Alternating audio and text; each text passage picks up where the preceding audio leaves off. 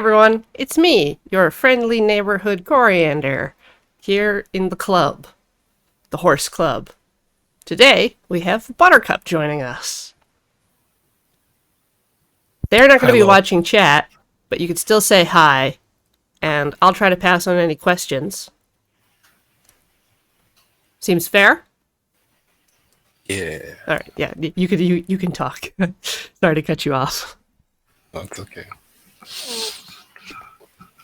I just realized that your name coriander, that's a type of plant, right? Yep, My name's a plant too. excellent. I mean, Can't are draw you also horses. left-handed? Because I mean, those are the you have to be named after a plant and be left-handed. I think maybe on stream I may appear to be. No, it's properly how I appear IRL. But yeah, no, I unfortunately right-handed. Not so special after all. Okay, well that's one mark. You get I don't know how many strikes you get. Okay. Some people have accumulated a lot of strikes. Can we go by bowling rules where Strikes strikes are are good. good? Yeah, okay, now you're gonna have to bowl a perfect stream. Oh jeez. Oh I mean, jeez. you've got the glove. Uh-huh. Now we just need like a personal ball and bag. That's true. Uh, That's strapping up. All right, here we go. Here we go.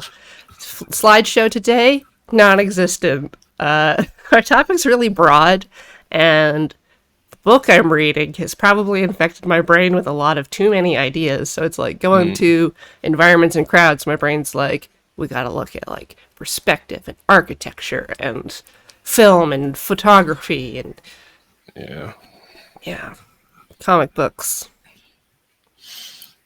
yeah. It's difficult. Yeah. My only idea was to show like a Garfield. It's like, look at the simple background. And then, I don't know, something with a complicated background. No, It it's was, no, okay. it's not worth doing.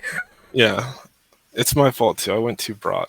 I got to choose the topic today, and I was like, "How about environments and crowds?" Because that's just what I need to do for work. So Yeah. So it's my Buttercup's fault. going to be working on their comic, and I made a list of things for myself to do, which is I'm going to use a Clip Studio. I want to figure out how to set up and use the perspective rulers because Hmm. I've done that before, but the information is gone. Try to make a custom brush for crowds, maybe just like a silhouette thing with blobs, and then just real easy. Yeah. And figure out how to use the lasso fill because one of our previous guests, Amora, showed me how to do it, and I again forgot. So that's my to-do list. Okay. Yeah. I don't have a specific to-do list, but I am using a lot of perspective rulers. So if you want tips, this Ooh. is I'm using one right now. Move it around, change the perspective.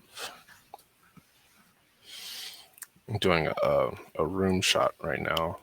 I realized that I completely whiffed the perspective on the background, so I have to redraw it, Mm. parts of it. Ew. Now, fortunately for this specific background shot, I already have drawn this environment. So I'm using sort of like, I'm looking at previous pages of my own comic for reference. Right. It's like, I know there's a closet over here, so I should probably have like a little entryway thing. It's roughly human sized.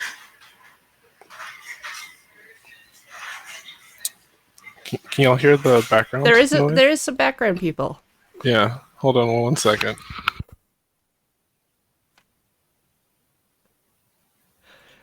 I'm going to be trying to set up my perspective rulers. So I have to layer, menu, ruler, frame.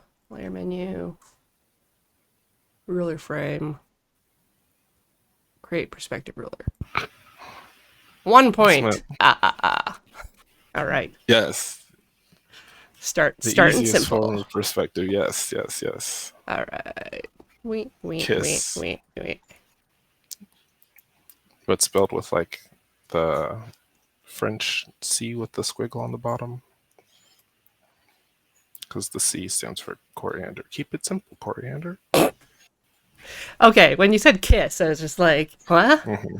But no, I know keep it simple. Yeah. Yes. There's there's one more word on the end of that, but Right. That's why I switched it to the C. yeah. So But it now has it's a French CIS squiggle. with like Coriander Investigation Studios or something like that. Right. So yes, one horizon, one vanishing point. Hmm. Can move other guides around. I'm just figuring out the handles.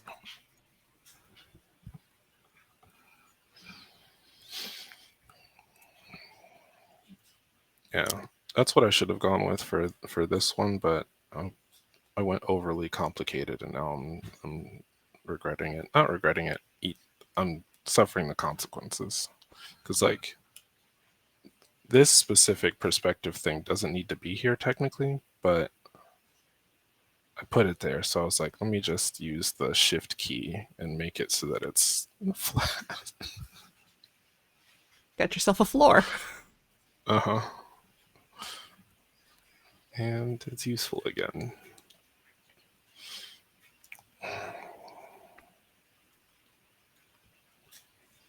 I have to do a quick Google for myself because a chat person made a joke saying page one Garfield, page two Bruegel's Tower of Babel, which I'm Mm, not familiar with, so I'm just gonna look at it before TXC2 goes to bed. Oh yeah, retroactive. yeah, I know this picture. Yeah, it's the big squat Tower of Babel. Ugh, no, I'm not drawing that. Too many orifices on that tower.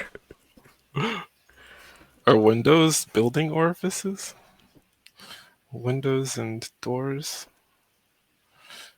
We've gone a lot into the nature of holes lately Mm, on our streams. Just, wondering yeah. if holes have to be occupied by something. Mm, that's a rigorously fascinating topic to me, actually, honestly. My follow up was going to be something about pareidolia and why buildings look like they might have faces. Okay, yeah. Um, and like, I just think it's interesting how frequently animals that make environments sort of seem to replicate. I guess it's not true for all animals, but for humans, it seems like when we make things, vehicles, buildings, like we always kind of tend to put a face on them, maybe as like a marketing sort of thing. It's Like like people like things with faces there's on them. the fact that like cars have like two lights and kind of a flat zone for the grill or the air intake in the front, which Hmm. often goes straight to face in our heads. But then Right. they also sell like eyelashes for your car, Uh huh. which is And other like accessories. other accessories. I've seen buses with Rudolph noses and Mm. Yeah, I saw a car recently that had cat ears on the top. that's I don't cute. know. Yeah. The whole car was decked out like a cat, but like that specifically, I was like, there's zero utility for this, but it's even probably creating unnecessary drag. But this is what this person chose to do with their vehicle. I don't hate it. Certainly not that. But yeah, I also got like I have always personally thought that buildings look like they have faces too, for the most part. At least houses do. Right. I think about how often people are like, "Oh, the house is so cute." So what makes it cute? Is it that it's got a nice face? Yeah, we have I think it's an oil painting and not a print of like a barn. And I think the only reason we keep it is because it looks like a scary skull. Like it looks like Ooh, it's got a gaping mouth. fascinating. Otherwise it would just be like a generic like landscape thing and we like fancy art for fancy people here in this house. Yeah. We too like fancy art here at this house. Okay, wait, hold on. Here's the skull. Let me just. Let I'm me gonna hide see. you. There it is. So here's the mouth, and then it's definitely got like an eye. Hey, I'm not. For some reason, I'm not. Oh, you know, I got you full screen. That's why. I see. Ah, yes, yes. Yep. Wow, that's. Thank you. You're you're welcome. It really does look like a skull. It's creepy. It's good for spoopy season.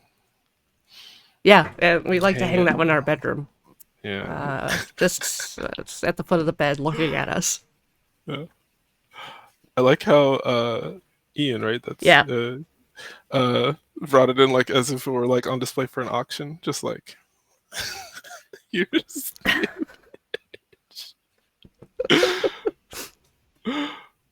oh yes, but of course. Starting bid. it's I priceless feel though. like It's priceless. mm,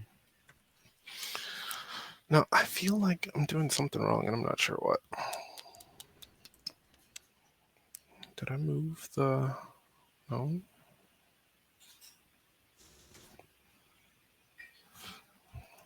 I think it's just that this face is too wide. It's one of those lamps, those IKEA lamps that Yeah, like crinkle out like a just a light like a. shade. Mm-hmm.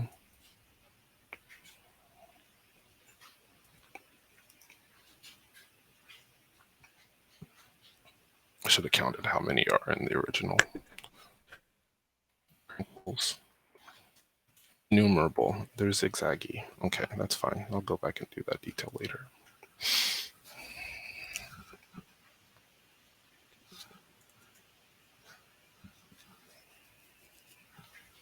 Going to the next page of the instructions on Clip Studio. Ah, there we go. Configuring the snap range. Mm. Yes.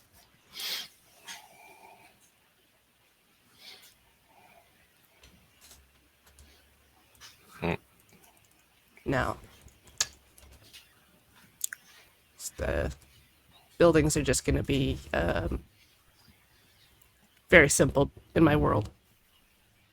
That's fair. I honestly like try to keep it as simple as possible for mine as well.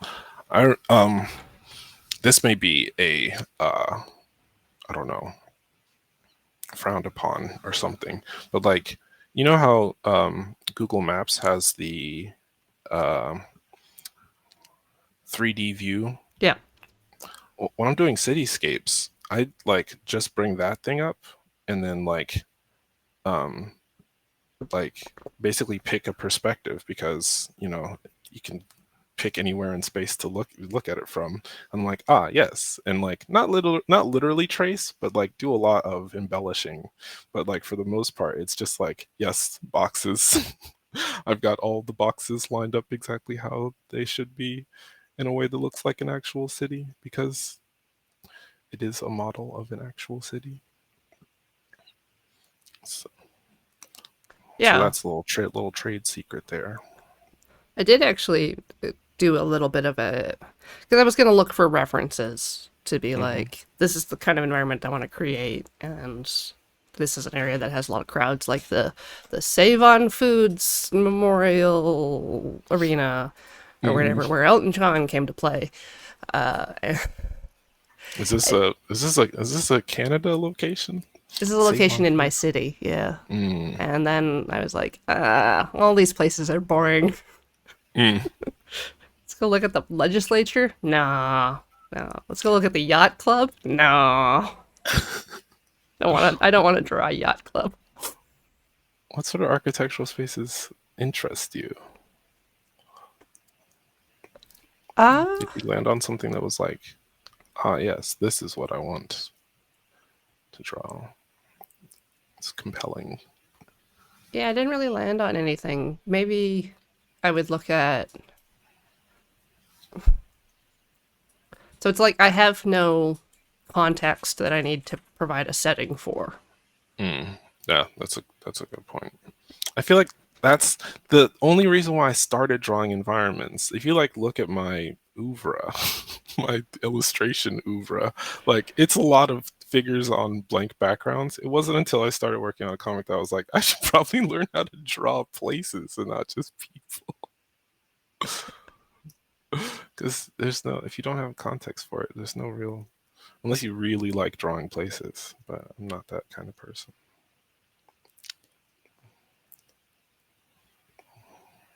But yeah. Spaces and places. Yes. Crowds. Well, I feel like a hallmark here in like this region is Times Square. That seems very complicated. Because it's got like the big.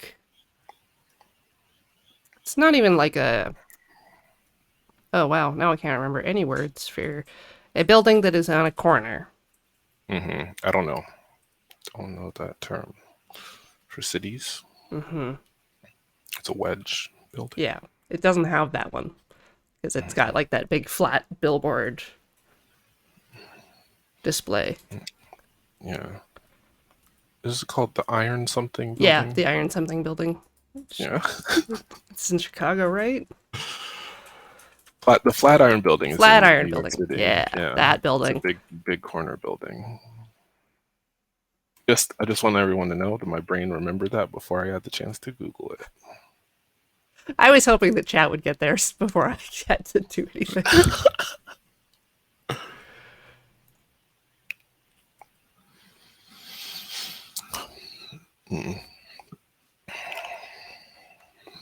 Let's see. God.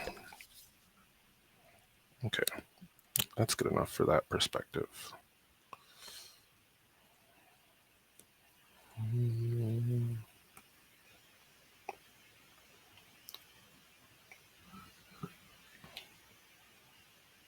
So now that I've got it snapping to ruler, how do I get it to not snap? If you go to, I have a shortcut for tools, subtool detail, and if you go, Yeah. but that's yeah, and then you go to correction, I think, and you just toggle enable, Snapping. disable. Gotcha.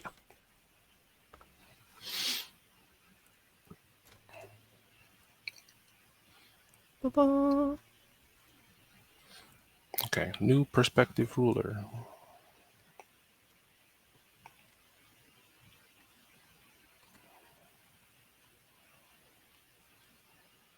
We'll keep it simpler this time, make it 2-point.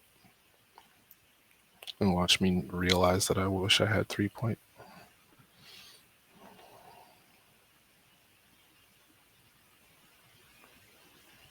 I always think of 3-point as just like a very extreme use case. Like you really want to be like looking up or down at something. I think just because 3D space has like technically the way that we perceive reality has 3-point perspective. Like if you just want to get like just an really unnecessary amount of detail, then you always go a 3-point perspective, and then just like, because like I don't know how to explain it, but like in real life we don't have tripods. So technically when we're looking at stuff, like it's always going to be like a little bit off. It's going to be a little bit of a Dutch angle. So if you want that real Like unnecessarily complex authenticity, yeah. exactly, that's a 3-point perspective.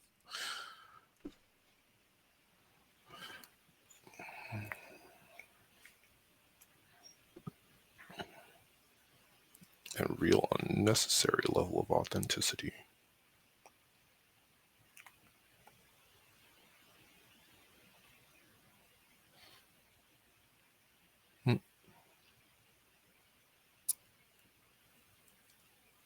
Can I move this like vertical line without moving my vanishing point?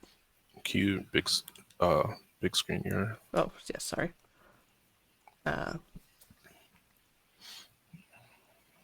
Can you do what? Move the vertical line off, like the guide. Move it like over without moving the actual vanishing point. I don't know. There might be a way, like a command for locking it, but you might have to look in the manual for. Okay. I just try to be, I just course correct as I go, honestly. So Okay. like if I need to move it over, then I'll just move the vanishing point back. Because really the vertical, the like X and Y axis don't really need to be anywhere. Because I don't know if that makes sense. Yeah. But like, yeah, if you move them exactly, then it's going to always end up in the same spot anyway. Ah, I get you. Mm-hmm. Okay. I'll carry on then.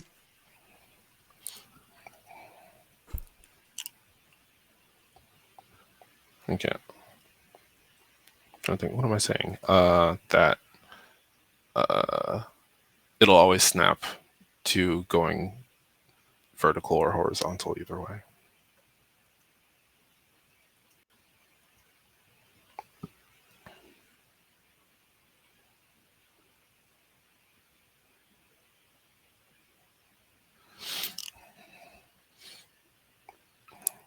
Now I don't know if this perspective actually works.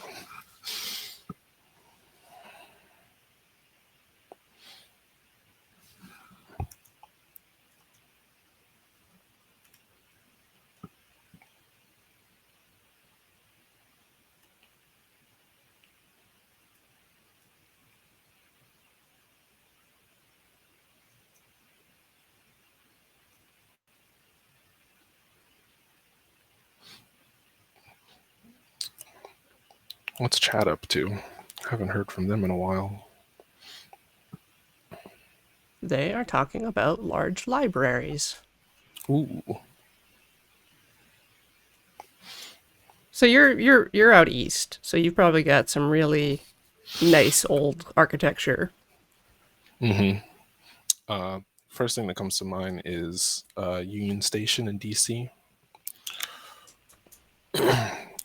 It's funny because I like wanted to get the my comic takes place in DC, which is like the area where I live, and I wanted to get like cool interior photos of Union Station for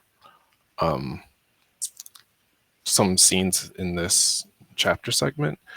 But because it's like one of those old architecture buildings, when you like look up interior Union Station DC, they only give you results for look at this cool old architecture. I'm like, no, I just want to see like where the people sit when they're waiting for a bus. Like, can I just see that? No. I've been there a million times. I know it exists. It's like But there's no all of the pictures are just the ceiling. Yes, exactly. Precisely. It's exactly it. Yeah.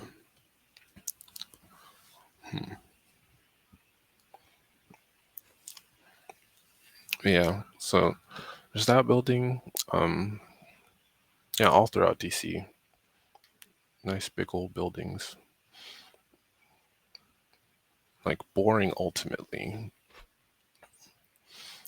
Like I never double checked to see if this was true, but I heard somewhere that like a lot of the architecture in DC is what they call it neoclassicist, which means that it's like they're reproducing Greco-Roman and Egyptian styles. But like supposedly, like all of those old buildings were like covered in paint. So we've got these like stark marble and limestone buildings that Yeah. just like, you know, are excruciatingly. I mean, they're beautiful in their own right, but they're also kind of boring to look at. I'm like, oh wow, like we really missed out on an opportunity to just have like gigantic, multicolor Yeah. buildings everywhere. Sad.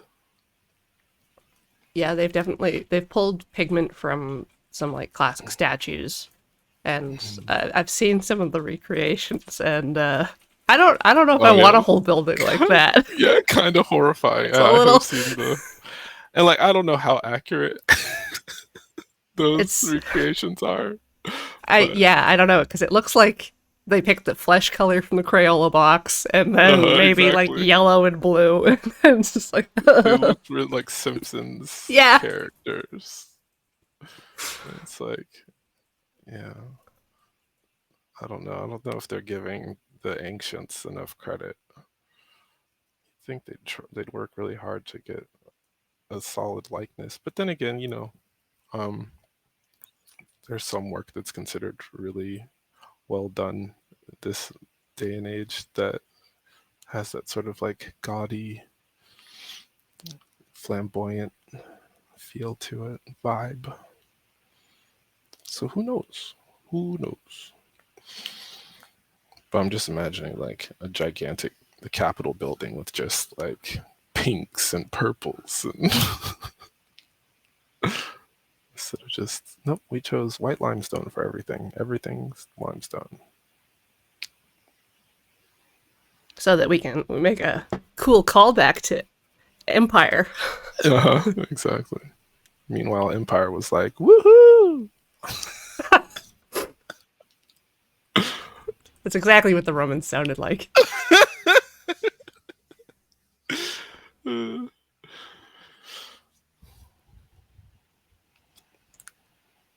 I put this on the same layer? Okay, no. Good. Good.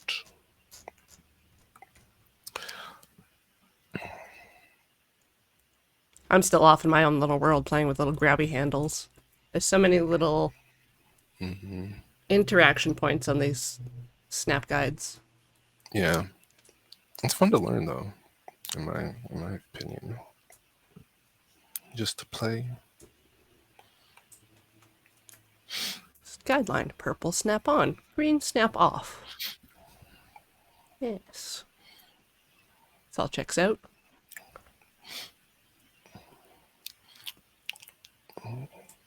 One of the downsides I feel to making original works is like you have to remember everything about the space.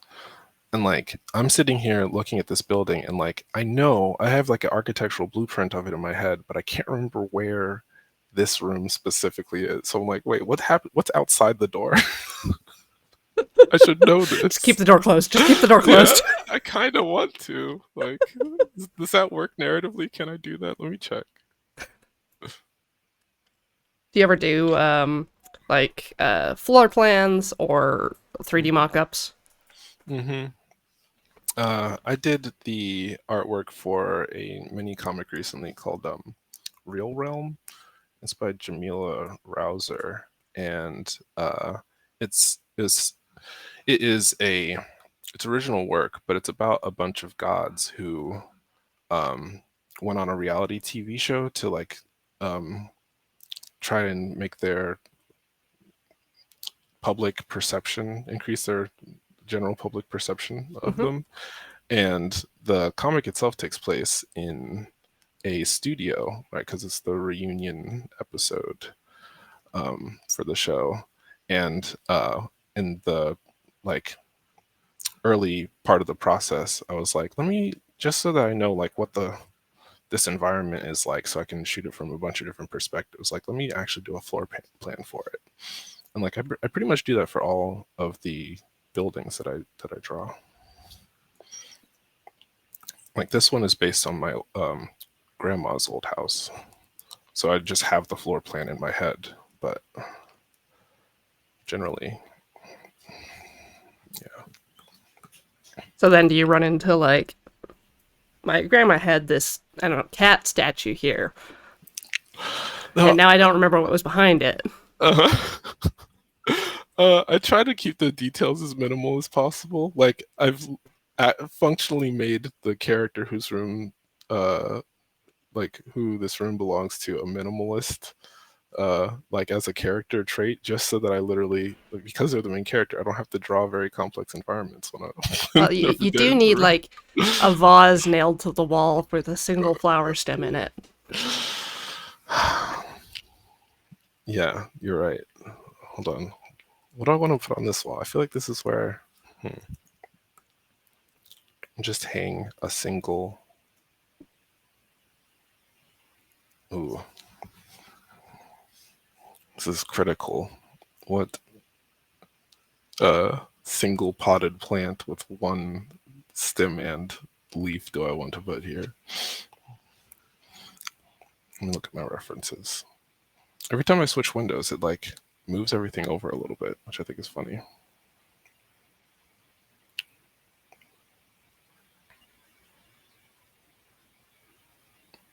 No, in the first chapter, I just had a laundry hamper over there. Okay, we get to freestyle.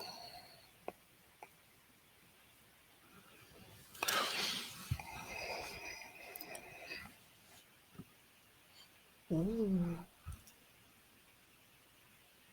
Rids.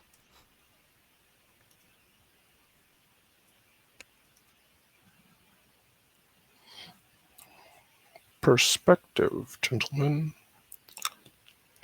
What is that from? That's a line from a movie. It is a line from a movie.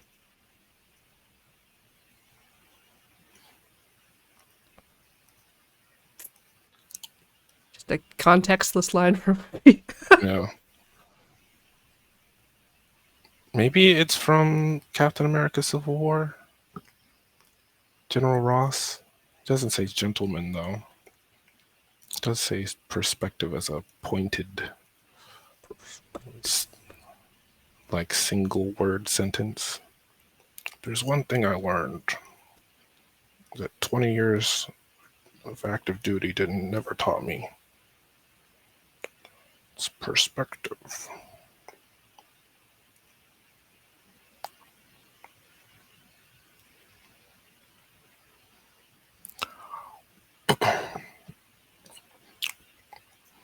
Oh, as one of the topics to talk about, I mentioned being a big Marvel Cinematic Universe nerd. I'm curious, how many of those movies have you seen? Oh, most of them. Most of them? I'm trying to think if, like, I haven't seen Shang-Chi.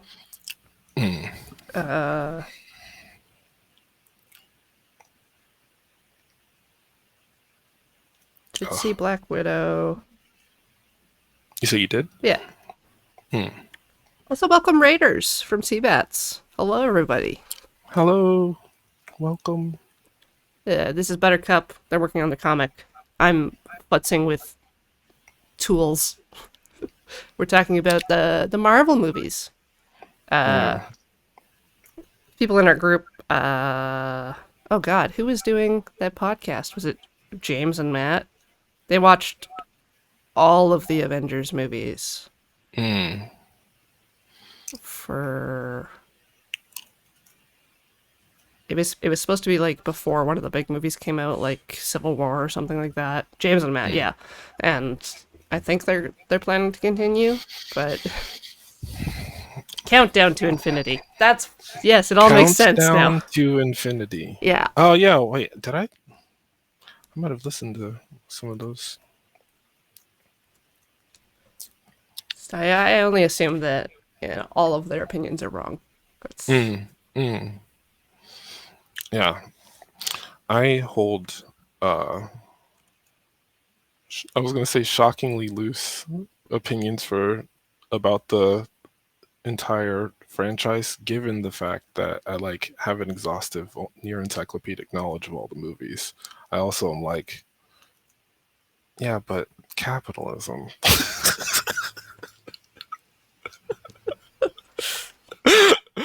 Tony Stark's a real cool ham. Yeah. Until he turns into Iron Man, and then he's a dink. I've read a lot of the comics, which doesn't help my keeping track of the movies very well.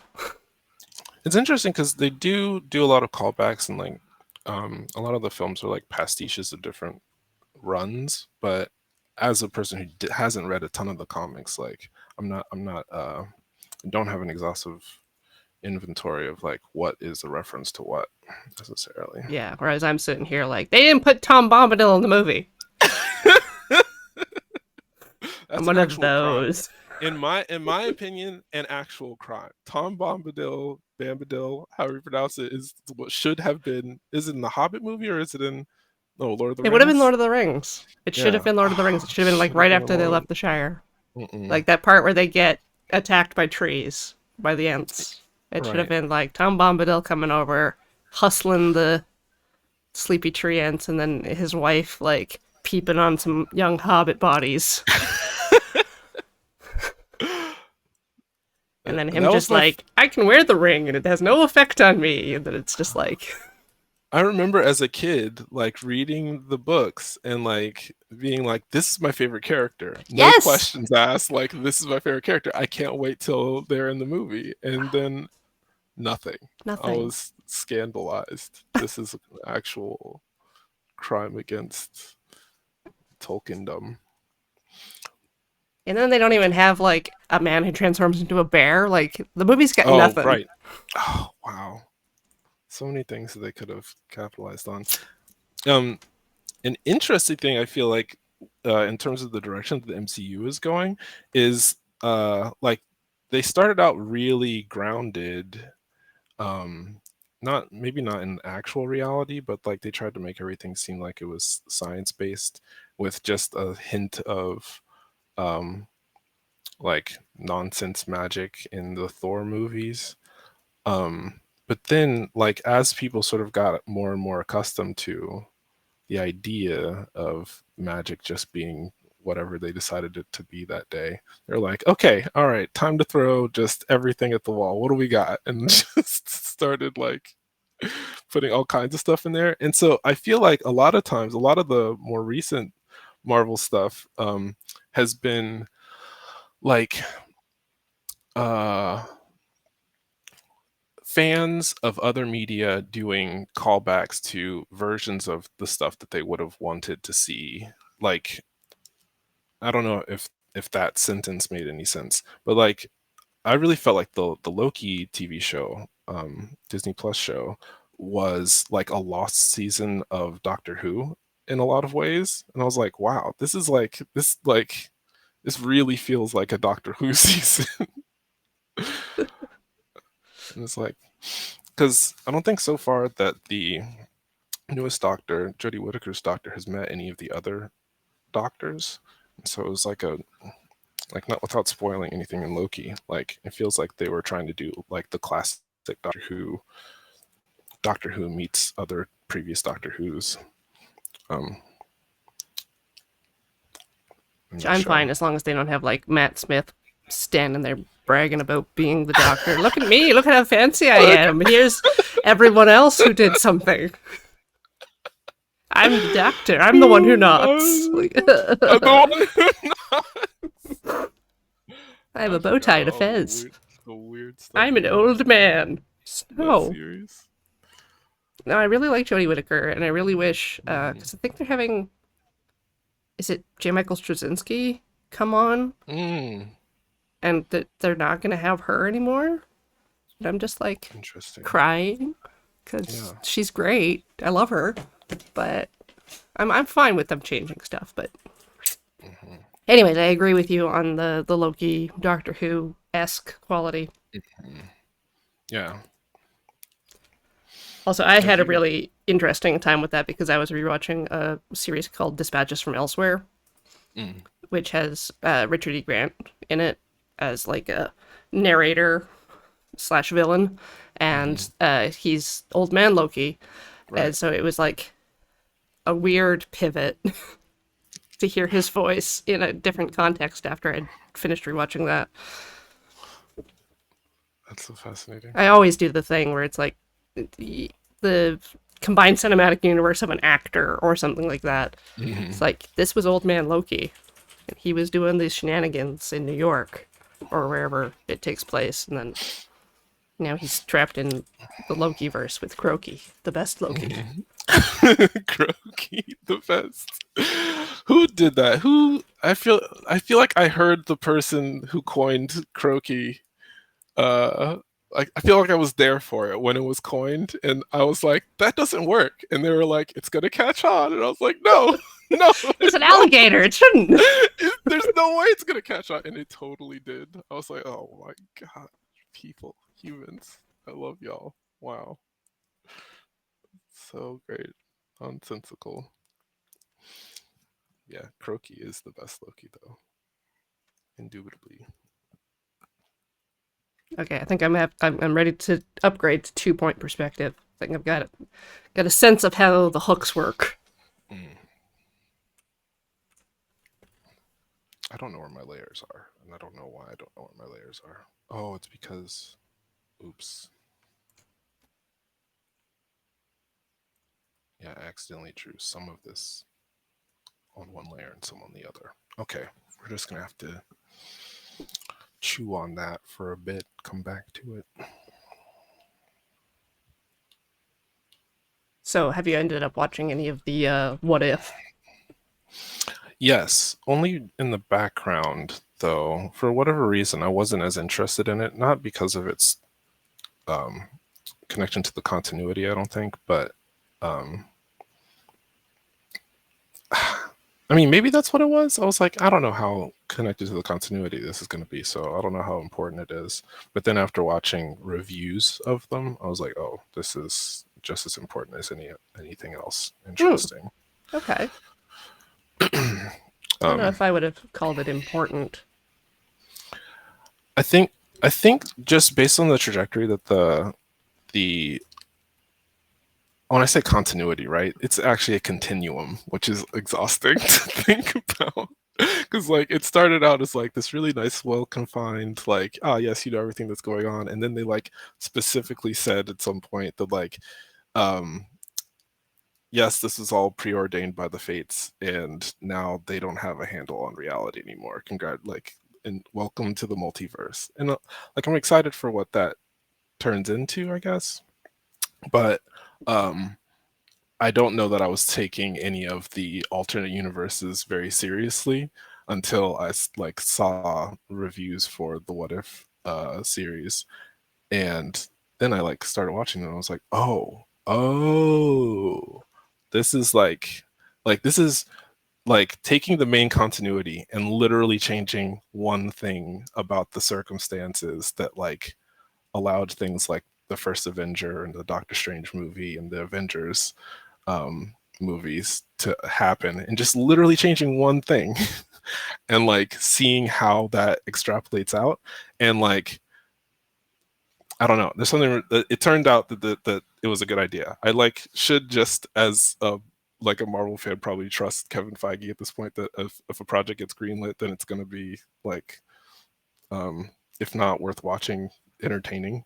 Hmm. And like specifically, the first episode of What If, like I was watching it with my partner, and we were like we were screaming at the screen like, "That's so badass!" Like, yes. Like, Oh, that was the Peggy as Captain America. yes, yes. Yeah. Ah. Like, okay, because a thing that they haven't shown. A thing that they haven't had the opportunity to show or like haven't scripted yet in the films is like really showing the Avengers having a form of synergy that is undeniable. Like they have like the set pieces where they're all kind of fighting the same thing at one time, but what you don't see, or what I hadn't seen before, is like, oh, I don't want to spoil Go it. ahead. Okay, basically there is like Howard Stark comes up with a Iron Man suit early because they end up getting the Tesseract early in the Agent, or is it Captain Carter episode of What If, and there's a whole sequence of her of like they put like a handle on it so that she's like riding the Iron Man suit like a dragon, and she's Yeah. like jumping off of it and like destroying airplanes, and then like it catching on back to it. uh oh man, I'm flustered just because I'm thinking about how cool that was to see a sequence of where like they're both like just destroying planes, and she's jumping off and then like, flying through the air, kicking through the windshield of a plane, bursting out through the back, and then the Iron Man suit just like catches her, and I'm just like, oh my god, this is so cool. Yeah, now that I Yeah, think about it, a lot of the sequences in What If are actually really well done. yeah, yeah, yeah. And like it was moving at a mile a minute, so it was like hard for me to keep up with it. But like when they did have sequences like that, I was just like, this is really cool. This feels really cool to watch. I just want to do a quick check to make sure that all my stuff is Yeah. doing okay. Yeah. Yeah, we're chilling.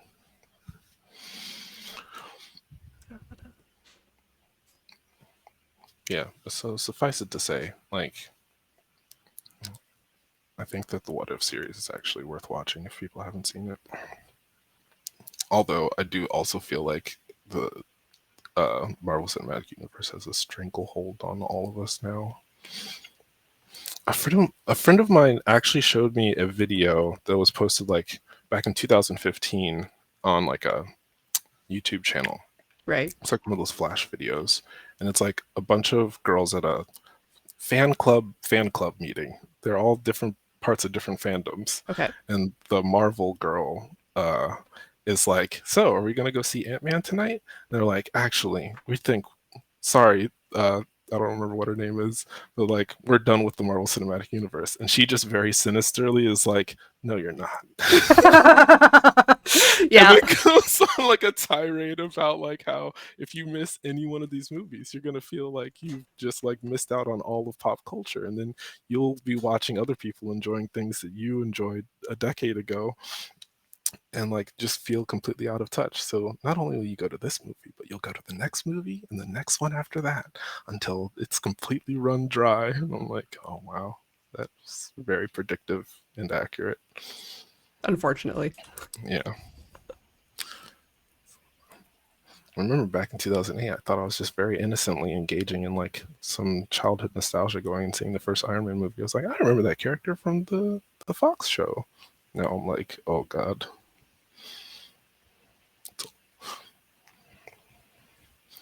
Yeah, I don't know. Like I always watched like most of the DC stuff, Hmm.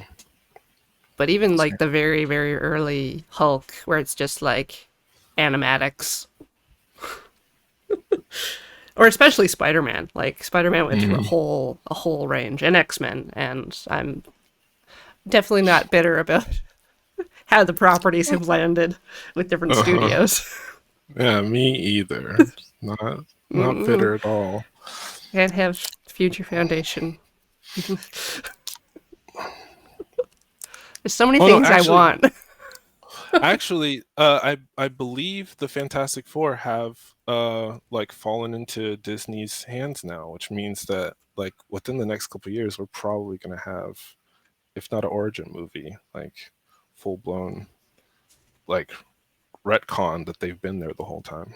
Yeah, but I don't know if they'll introduce Amadeus Cho ever, and they're not going to They, do like the handoff with Tony Stark. I don't know. I don't You know. don't I think that they will. you think we're Okay. going to have Hulk's best friend, Hmm. the Yeah, I think. third smartest person in the world?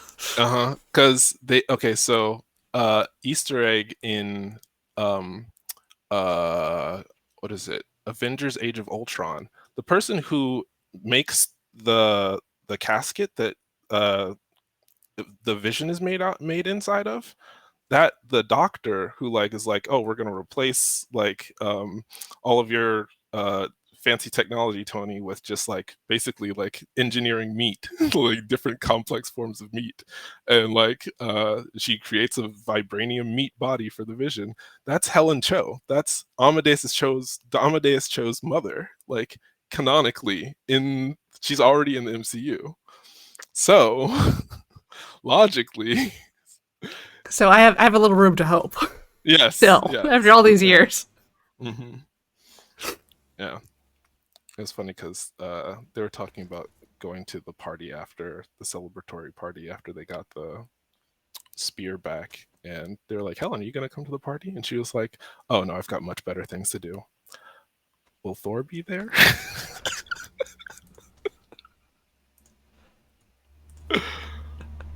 And then she ends up going. But yeah, so we might get Amadeus Cho. We might get. Listen, I hope we get Future Foundation because a thing that I really want um, long term is to have the champions who are like they're an ongoing comic book run, and I want them to fight Franklin Richards. That is a thing that I want to happen at some point in the Marvel Cinematic Universe. Like I'm excited specifically for that thing. Okay, like the real reason I want Future Uh, Foundation mm. is for Miss Thing.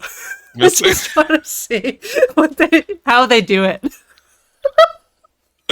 that would I be because I know we're fantastic. getting She Hulk, Hmm. but I just Yeah, want no. all my ladies there. Uh-huh. Mischievous thing, and of course all of the the alien kids and all the shenanigans they do with everything. I want all of the the alien shenanigans. kids. Yes. Yeah. Honestly. Yeah, I'm not sure how they're gonna go about doing it, but I'm almost certain that they're it's it's less than a dream, if that makes sense. It's more of Hmm. a hope than it is a dream. But that doesn't make it any less tragic, I feel. Like just on the basis of like um I don't know. It's gonna be what the market dictates rather than what the fans want. And that's always gonna be the case, I think, Yeah, but from here out. now I'm the fan and the main market, so I demand to be pandered to. Hmm. Relatable content. But no, we're definitely in an era of people who were fans of things making the things now. So, Hmm. which is how I think we got the what ifs. Like, I never expected that to happen, Yeah. especially since Kind they of hadn't crazy. really touched on the Watcher. Like, even though they did a little bit of Nova stuff, they didn't really go Hmm. there. Oh, they featured some of the Watchers in briefly in Guardians of the Galaxy 2, I think. There's like a shot where they were just there for like in the background or in the foreground while something else was happening in the Right. background. But yeah, to have actually the Watcher, like what's his name? I almost said Ubuntu. What is his Uatu. name? Uatu. Uatu. Yeah, that's him. That is literally Uatu. Was not expecting that.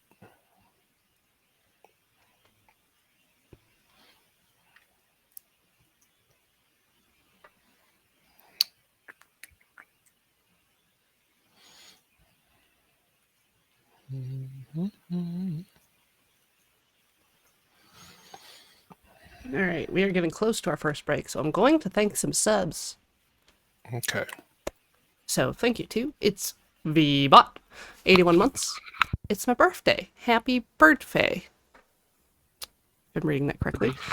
Quiet Quandary, 56 months. Thank you. Coop Dog, 22, 42 months. 42 Milliways, 42 months. It's my month 42. Happy 1 year.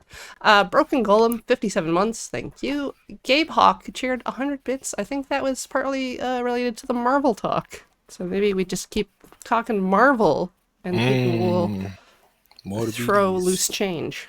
Hmm. The Fickle Cat, 26 months.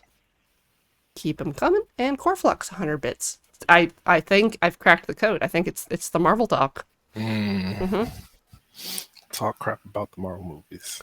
Got it.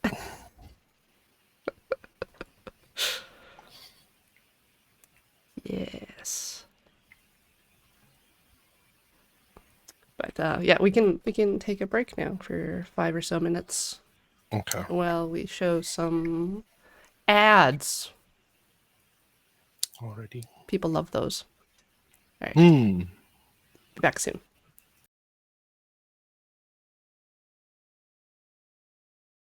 Welcome back, everybody, to Can't Draw Horses Club here today with our guest Buttercup.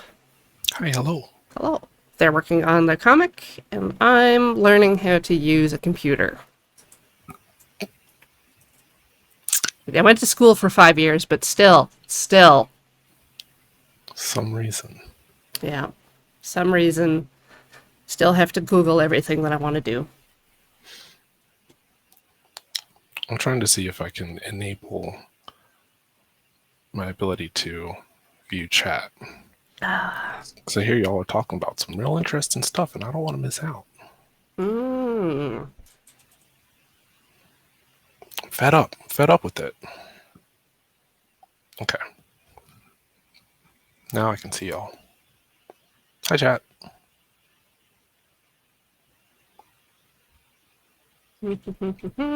Yeah, so earlier stuff to catch up on anything you missed. Tamily was saying that Steve Bucky ships are a thing.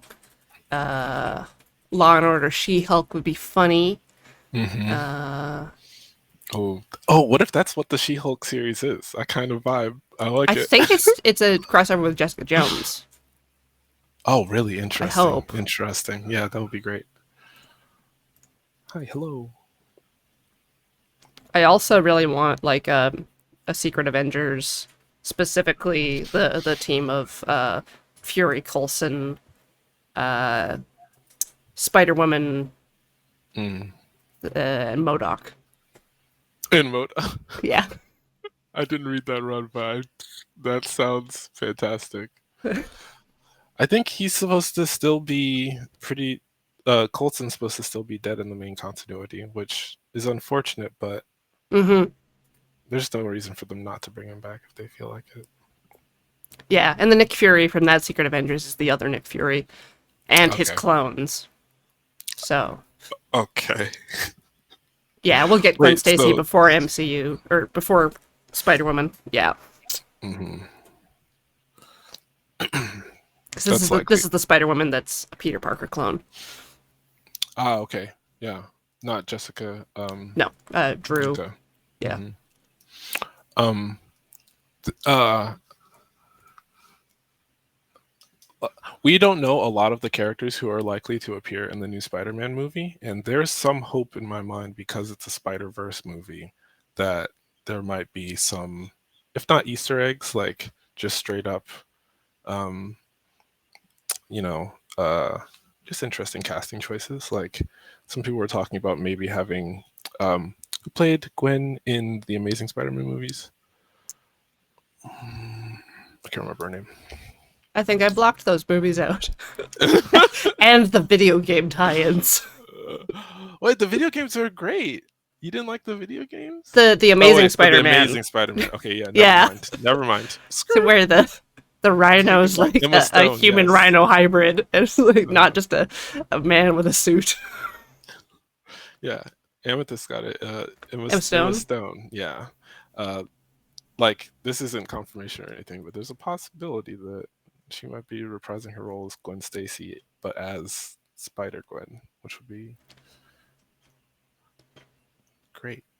Yeah, I think as far as uh yeah, MCU or Marvel movies that have like comic book tie-ins and Easter eggs, I guess, it's definitely Into the Spider-Verse. Hmm. Yeah, I would like to it's see more just of that. it's just full of them. It's so great. Mm, perspective for this shot is just off, off, off. I need to move everything basically. Excuse me. So what I'm doing now is trying to learn how to use lasso fill. Okay. Do I have that active here? I found it. Mm. So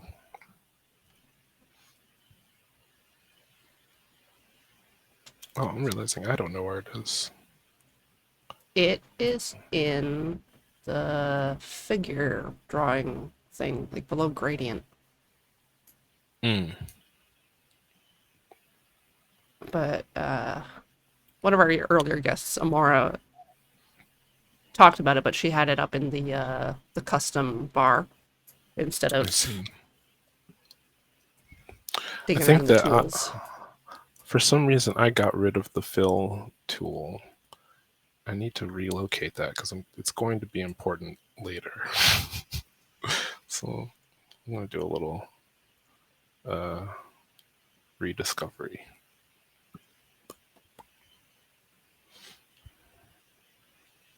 Mhm. Let's pop you out. Come on, you can do it. Yes, figure. There we go. Now I've added it to my command bar.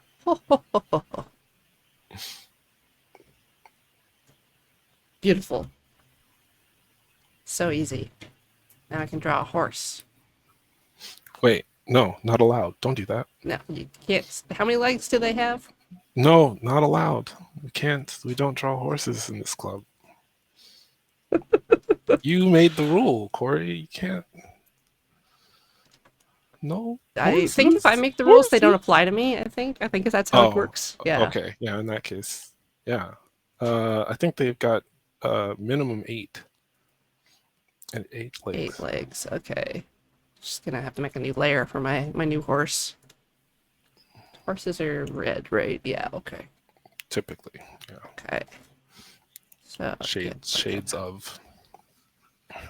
that can be the head. There's leggies. 2. When are they putting Madam Web in the Spider-Man movies? Oh, I oh. don't remember that character. She's from the '90s TV show. At least, I mean, maybe she was in the comics. She's probably in the comics first, but she was definitely a big character. She was the person holding the Spider-Verse together in the '90s TV show. It was Oh, really creepy. She's great. She's like literally a lady who's also a spider. Mm. Oh. okay. And 8 eyes, people were saying. Hmm. So This is looking really good.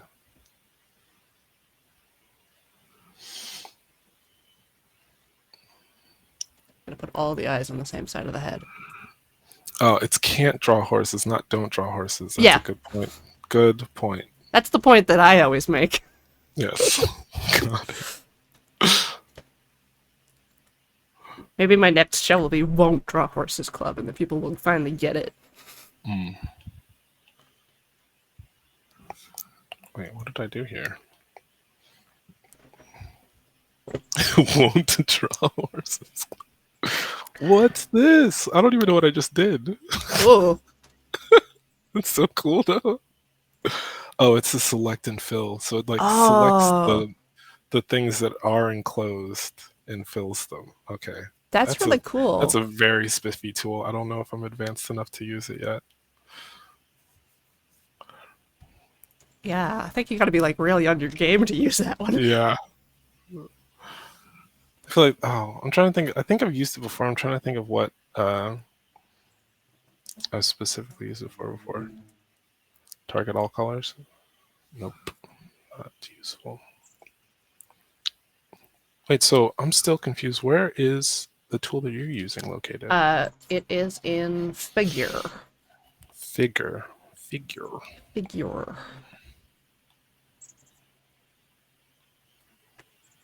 Nope, I don't see it. Don't see it. Figure. Da, da, da, da. The hotkey is U for figure, but on mine it's in the default toolbar. It's underneath gradient. I It's see. the one for drawing Mm-hmm. polygons and Got it. ellipses. And then Yeah, there's a select and fill. yeah, and then there's lasso there.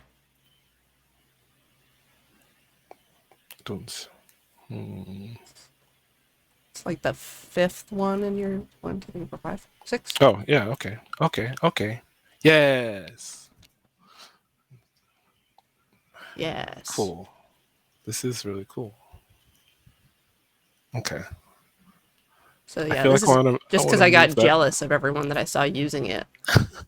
I feel like I specifically want to move that over to where the other lassos are. I don't know Right? why it's That's why I located couldn't here. find it. Yeah. Wait, I'm gonna do that right now.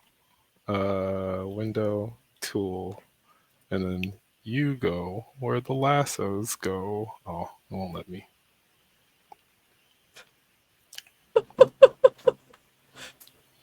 Wait, where's the Thwarted. lassos? Here. Boop. Haha.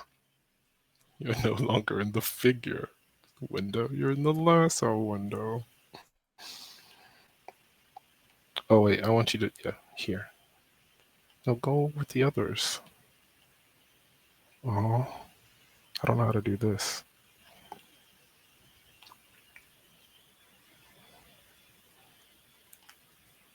Nope. Subtool. Property. Nope.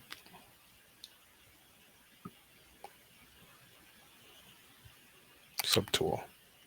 Yes. Now go here. No, go here. Oh. Ah, there we go. Mission accomplished. Now lasso fill is right beneath lasso. I never have to worry about where it might be again. Finally, you can rest at peace. It's this tool that I'll very rarely use. Yeah, a big deal for oh, now that we're talking about painting programs, I suppose. I have a friend who is a big fan of Procreate, but like saw the interface for Clip Studio and was like, "That's scary." Oh, And I was like, really? "Well," yeah, like I feel like the default layout is like how do I see the default one? Default, reset to default. Yeah. Oh, usually these are all out. That's the thing. Like the default layout um, can be a little bit overstimulating. This doesn't feel like what it actually looks like when you first see it. It's like this. Yeah. um, but like they were like, I don't know what any of all these things do or mean. And I guess what it just retained a bunch of the stuff that I like have as mine. Maybe I set my like minimalist layout to my default. But we spent about a week like figuring out how to make everything as minimal as possible, and ended up with this sort of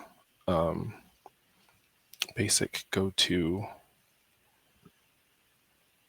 layout so that we didn't have to worry about all of these unnecessary visual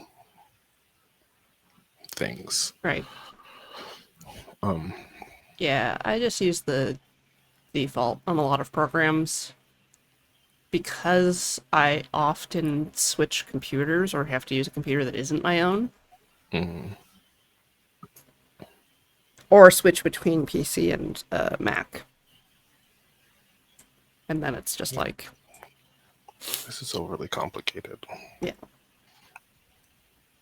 I also use a lot of different software, like a lot of the different Adobe tools, or like Blender or Cinema 4D or something like that. So it just have to get used to it. Yeah.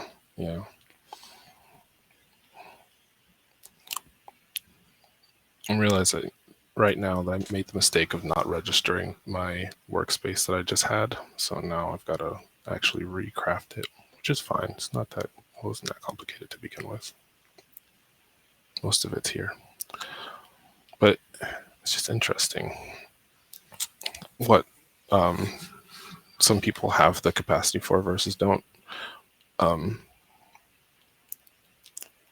Because I feel like if you have high computer literacy, I feel like Procreate isn't necessarily for people with low computer literacy, but it is for people who enjoy the visual space of like painting IRL, and like replicates that really well, and it keeps it from getting too complicated. And I feel like there are ways of like curating your UI so that you're not as overstimulated as you might be otherwise. So I tried to like make my Clip Studio space like as intuitive as possible for me and my like preoccupations. Yeah, opening up a piece of software like Procreate or a lot of like the tablet drawing apps, like for an iPad or whatever, I feel like the tools have been hidden from me or removed. Like I feel less capable because there's not a lot of like noise on the screen. Like I can't just reach over with my mouse and click on a thing. Yeah, it's interesting. Yeah, I think that that's how I feel too. I'm like, where? How do I do the thing? And they're like, well, it's just like you click the icon and it has like a drag thing. That thing, a dragging. What do you call those things? It's a bar that you drag, Bar slider. that you drag. It's Yes. got a It's slider, got a slider. and I'm like, oh, but like I can't just input the number that I want. And they're like, why would you ever want to do that? I'm like, because I'm a programmer. I'm used to being able to curate things that way. Yeah, it's interesting. I want to be able to view this as.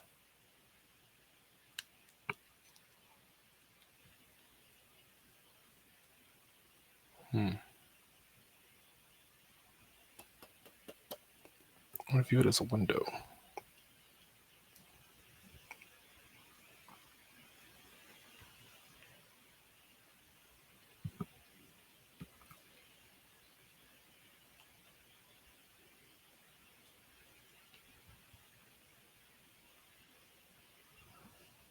What happened? I'm Oh, making a Pikachu. Pikachu. You're a really gross Pikachu.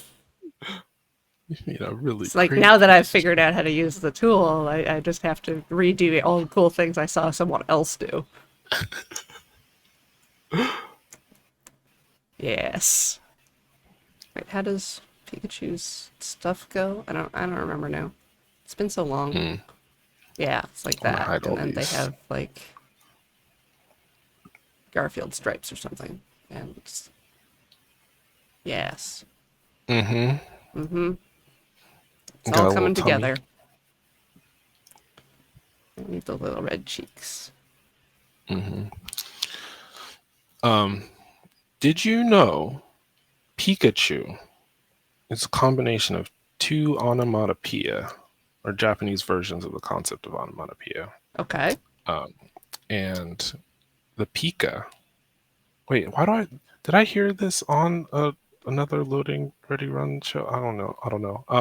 But the Pika is the like visual onomatopoeia for something that sparkles, Yeah. and chew is both the sound that a kiss makes and the sound that a mouse makes, like chew chew. Choo. Choo choo. But so when I realized this, because I speak a little Japanese, I was like, oh, this character was predestined to be the most popular cute thing on the planet because its name means sparkle kiss. Yeah. That's all you needed to say, and people would flock. Sparkle kiss? Are you kidding me? Fantastic. The one that gets me is Magikarp, because the Japanese name is Koi King. Mm. Just the king of the koi. King of Koi. Yeah. It's the Jumpion. The champion jumper. Leap. Leap fish. Okay. I still don't know what I want to do with this scene. I did all that Oops. screen arranging. Smart sparkle smooch. Yes. Yeah. Onomatopoeia for the. Oh my lord.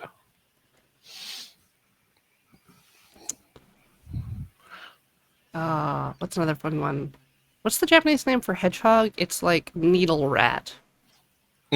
Oh, for Sonic specifically, he was going to be called Mr. Needle Mouse before uh, they changed his name to Sonic, which I guess they thought was cooler. I But think come Sega on of now. America came up with a lot of the names. Mm. I think they came up with Robotnik's pre Archie Comics official name, which was Dr. Kintobar, which is just Robotnik backwards. Oh, they do that. It's like Tobor the Eighth Man all over again.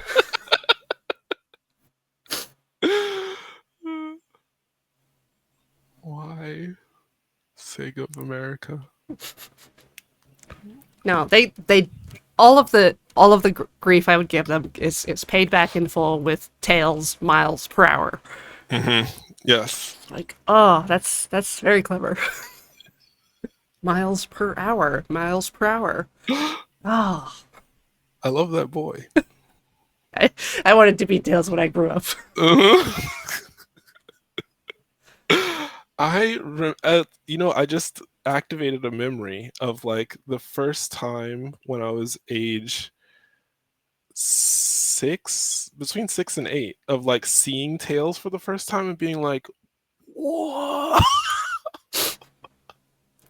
that's such a cool. What is he? I don't get it. This is wow." Like, I thought he was the coolest character. Then, like, of course, my babysitter like let me play as him while she was playing the Uh, game, and I was like, "Yeah, it's cool like Sonic." But no, it was and you can fly. classic. Yeah, Yeah. yeah, classic. Yeah, let the kid have fun while I Mm-hmm. actually seriously try to beat the game. It's like playing any of the Yoshi games now, and you let the kid play Baby Mario, so that they Hmm. can always get bubbled, and you can save them. Bloop. Yep. Back in my day, we just give the kids a controller that wasn't connected to the machine. I never figured that trick out. I always had to play with my siblings. But then they got better at video games than I was, and I was like, no, now I'm the, what do you call it? The liability. Yeah, the weakest The link. weak link, yeah. Oh, I feel that. One of my younger siblings was like, um, was able to beat um, Ocarina of Time and Wind Waker way before the rest of us were able to. And I was like, that's not fair. That's not fair. You're the youngest. You shouldn't be better at this than we are. How did you do that? I'm like, oh, I just played till it was over. It's like, oh, now I'm gonna have to have them play test my games to see if they're any good. 'Cause I don't like having my friends and family play test because I'm always like, "Hey, can you give me feedback on how the jump feels?" And they're like, "This background looks weird." why Fired. does that feels so like that's exactly what that would be like? At least with my parents specifically. I feel like maybe my siblings would, that specific sibling would be better about it, I think. My other sibling and my parents, I don't think I could have them even look at the game before it's completely finished. For the exact same reason. Okay, I need to rethink this entire scene. This is fine. Can you go through like the panels that you've got and like what is happening in this scene? Okay, yeah. So this is chapter 2 of an ongoing comic called and at the end of the first chapter, um, well, it's this is a month after the end of the first chapter, and so there's an establishing shot showing the street where the main character lives and their best friend, who we introduced in both the prologue chapter and the last chapter in like a couple frames, is coming to hang out with them, and they're getting ready for vacation because in the last chapter, the one line that the other character says to them is, "Have you bought your tickets yet?" Um, and so now they're like packing their clothes, getting ready to go on vacation. And because they're packing clothes, essential things that you need when drawing a character packing clothes are dresser drawer, the Hmm. room, and whatever things happen to be in the room. And so they don't realize that their friend is on their way, but they've got their door open and they're using their magic powers that they recently acquired to like telekinetically float their phone in the air. Yeah. And so they're like folding clothes and talking to their partner on the phone that's floating in the air. And then in this page, we're going to have a hint that the character is in like coming through the door, and then he fully emerges uh, and scares the main character, who like drops the phone telekinetically onto their bed, but like tries to fake like they just dropped it because they like got Caught. they were surprised. Yeah, Yeah. exactly. And so they like lean over onto the bed to pick up the phone, and then hand it to their friend, pretending like their partner who's on the phone, like was talking about them and wanted to talk to them about something. Like their partner's a video game developer, and like just like they say like, oh, like Albie is the character's name, like just updated the beta and like implemented some of the suggestions you made last time if you want to talk to them about it.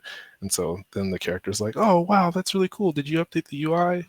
Like Albie, who just like was like, are you sure you don't want to tell him about your new powers, is like reluctantly like going along with it, and it's like, yeah, I did, and added screen shake and all that good stuff. And then the thing that I'm hoping to get to is this page where we're at the, oh, I have to hit a button. Just a second. okay. That's just a network thing. Boom. Okay, nice.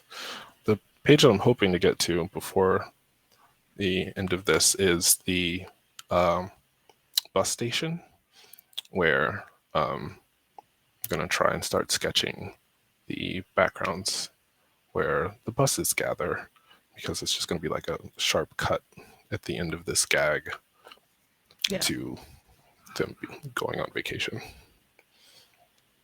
Yeah, so that's the context. Right. It's not super complicated. It's just like you got to draw backgrounds for things happening.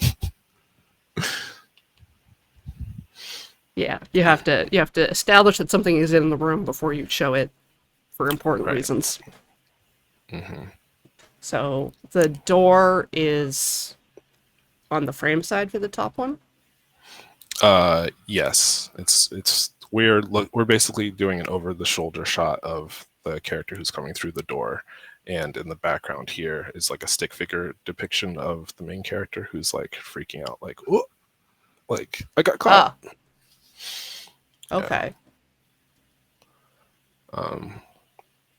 Yeah, and then we cut to them like not lying down, but squatting to grab the phone off of the bed. So this perspective is from basically like if you were a pillow on the bed looking up at the door, the reverse. And then we cut back to a similar shot from the previous one, but from the first person perspective. Yeah, exactly. Yeah. And so I'm like thinking about where the character would be, and I'm thinking that they would be like in the middle of this room. So the shot should be like, I don't know how to more angled. To draw it properly. Yeah, exactly, precisely. Those sweet Dutch angles we were talking about. Right.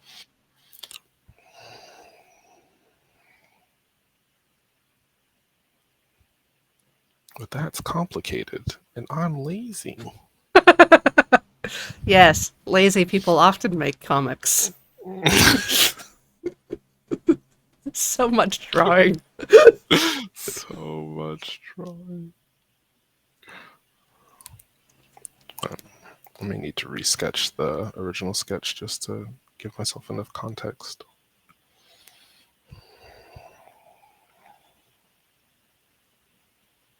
Oh, like your thumbnails, like your planning stage stuff. Yeah. Okay. I got you. I'm all caught up now. Cool. I'm still doodling with the lasso fill. Probably do that for the next hour. No, please. I'll try and look back more often because I want to see what you're doodling. What you doodling?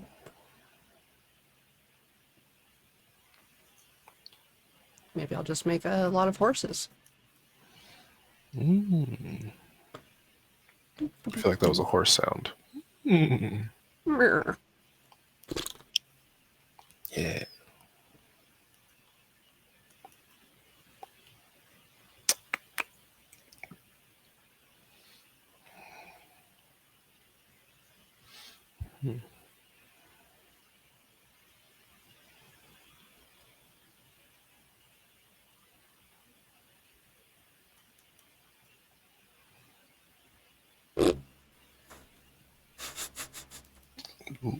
Five legs.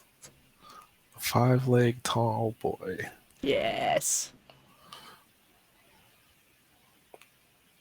Oh, that's one.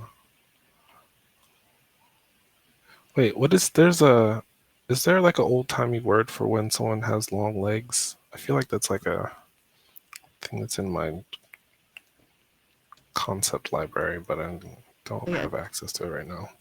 A specific singular word, not like a tall glass of water. Stretch.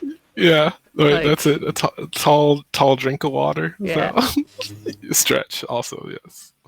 Ye long leg. That's a little bit too far back, I think. Lanky. Gams is yeah. I feel like gams would be the end of the phrase. Something something gams. Got But a those tall drink of gams. water. Tall drink of water is the hallmark for me. Hmm. Yeah, complimentary word. Yeah, my mom used to introduce me that way to people, and I hated it. A tall drink of water. Oh Yeah. Lord.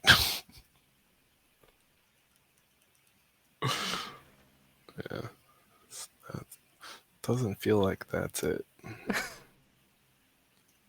Feels like not it.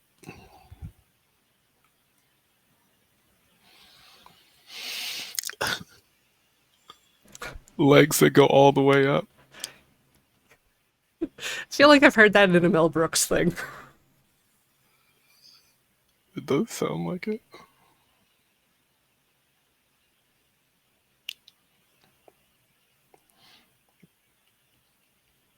Does he have a new movie coming out? Or is that just my imagination? That sounds like something. It's been a lot of movie stuff lately. Hmm. It's like new movies released on streaming, and everyone's got to watch them. And I think Edgar Wright was just saying he had a movie coming. And they were like, we pushed it back because there's no theaters. And I'm Mm. sitting here like, I haven't even watched Candyman yet. Mm. And I was looking forward to that movie for years, and I still haven't done it. But I Oh, got distracted reading a book, so yeah. it's fine. I'm not a big horror movie person, which probably partially explains my uh, obsession with the Marvel movies. It's like they haven't gone down that route yet. I'm sure they will, though. Yeah, next time, Marvel Zombies, all the way down. Hmm. I think that's next week's episode of What The What If. If? Hmm. Well, it suits it. Hmm.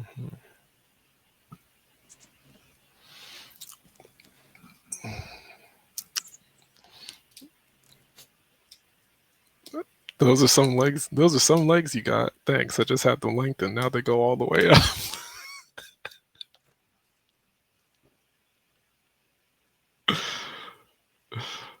Accurate.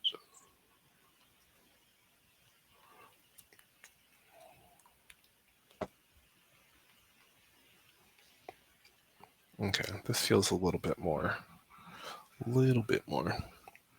what I wanted to do.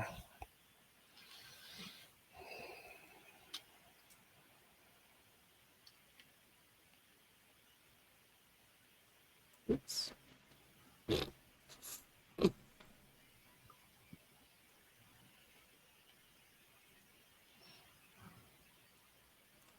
Oh, that's a mighty fine horse. I like it. I'm a fan of Man, this horse. I earnestly like that horse. I think this is definitely a style I could adopt permanently.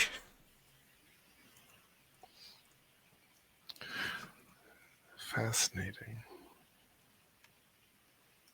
There's something about it.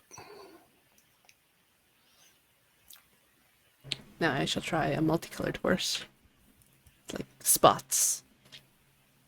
Oh, maybe I should make a zebra. Oh, have you engaged at all with the Adventure Time Not for a long time. series? Like I Hmm. watched like the original short Okay. and probably the first 2 to 3 seasons. And Hmm. some of the specific stuff, like if they have like Masaki Yuasa on directing a special episode of Adventure Time, then I watch that. Uh,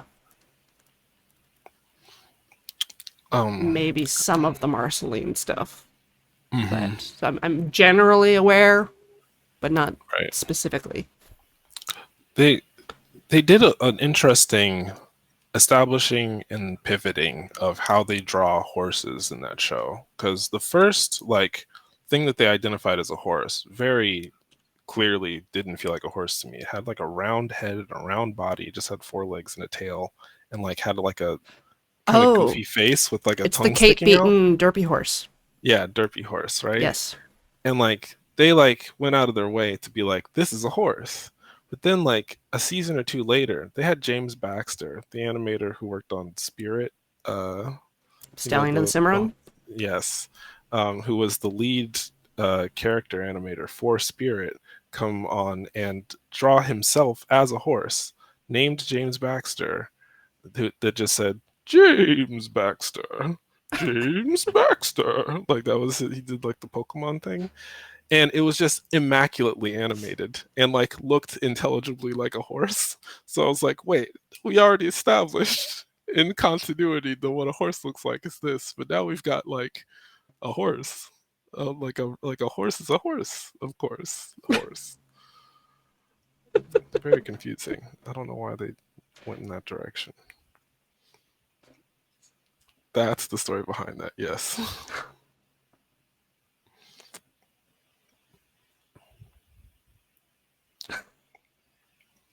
Cartoon Network has employed James Baxter to do some very interesting stuff in the past decade. They Okay. brought they brought him in for the Steven Universe finale to just do a single sequence that they could have easily just done with CGI, but meticulously hand drawn on pencil and paper by James Baxter. And we're like, look at this scene that James Baxter drew by hand. And it is very impressive. But the reasoning behind it, I'm not sure I fully understand. For the love of animation, I guess.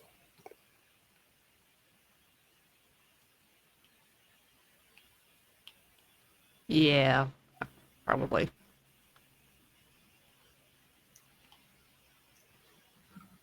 Just, I don't know. Giving horses eyebrows. It's big cheats. Big cheats.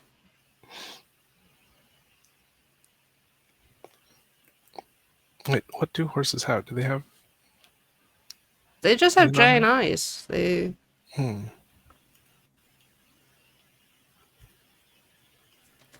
I was gonna ask, do they have the same thing going on that camels do? But then I remember that's eyelashes. Yeah, they've got the same kind of eyelashes, but not the same number of eyelids as camels. Camels have multiple eyelids. I think they've got three. Fantastic. Is it? Oh, come on, word is fun. Nictating membrane. Nictating. Mm. Nictating. Yes. Gotta keep them sand out. Hmm. All the adaptations that various like environment specific mammals develop that are just like common among fish and reptiles, like not that they weird me out, but I'm just like, oh right, like that's got to be in their genetic makeup somewhere, of course, specialized.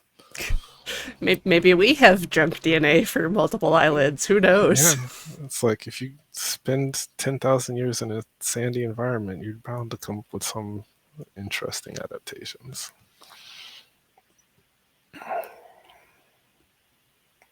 Okay, I think this is better.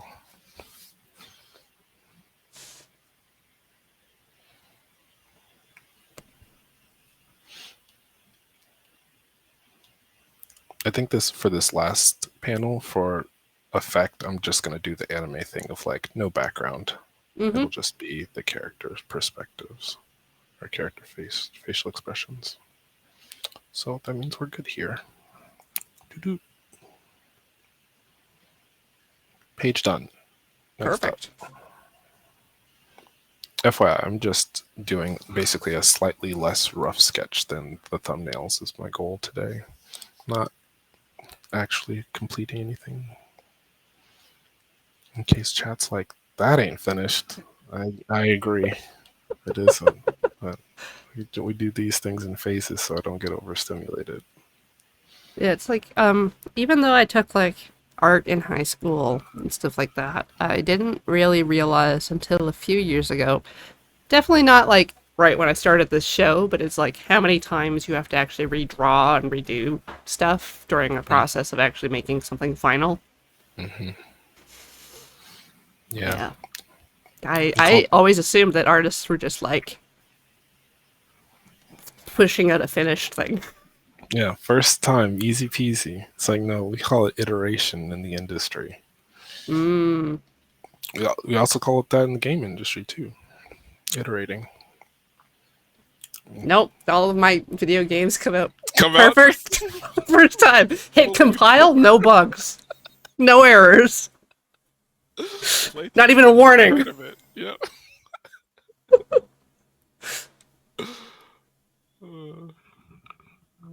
Yeah. Don't have not like you have to sit there and meticulously scan through code to find out what could possibly be the issue. It's definitely not a semicolon in a language that doesn't use semicolons. Yeah, Where did actually, this carrot come game from? development question. What languages do you play in, and what like engine Oh, space? yeah. I'm really new, and so I taught myself a little bit of C sharp so I could play around in Unity.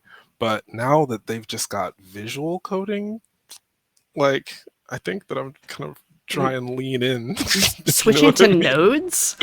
Yeah. Oh, It may not work out, right? I might have to like go back and like keep teaching and reteaching myself stuff like C sharp or I just got Game Maker Studio 2 while I was in on sale. hmm. So learning GML. Oh yeah, that's different. Yeah. So I might end up having to uh, work my butt off, like reacquiring all of my coding skills. But for the most part, I'm just like, if I can just make this a bunch of chains, then I'll do it. I will. I'll find a way. Yeah. I'm a baby programmer though, so I'm not super well versed in talking about it necessarily. I didn't grow up with it, if that makes sense. That does make a lot of sense. Yeah. I consider growing up with it big cheats. Mm-hmm. How Agreed. dare someone get like 15 years advanced training Yeah. because their When I parents had a decided, computer? right.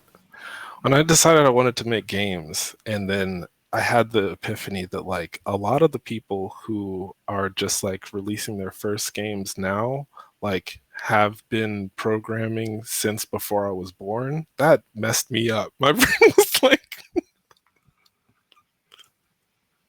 it's not fair.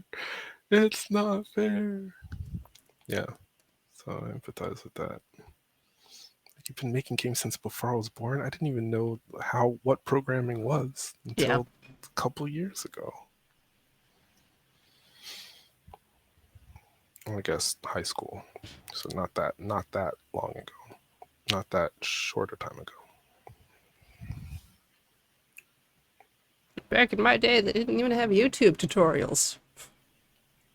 Also true.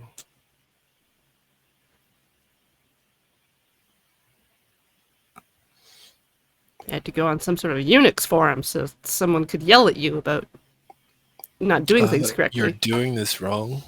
Actually, what you want to be doing is. Yeah. Oh, yeah. See, I haven't even been at it for long enough that I would have access to that kind of experience. It's like I basically was like, see, my approach to basically every form of media that I end up making is,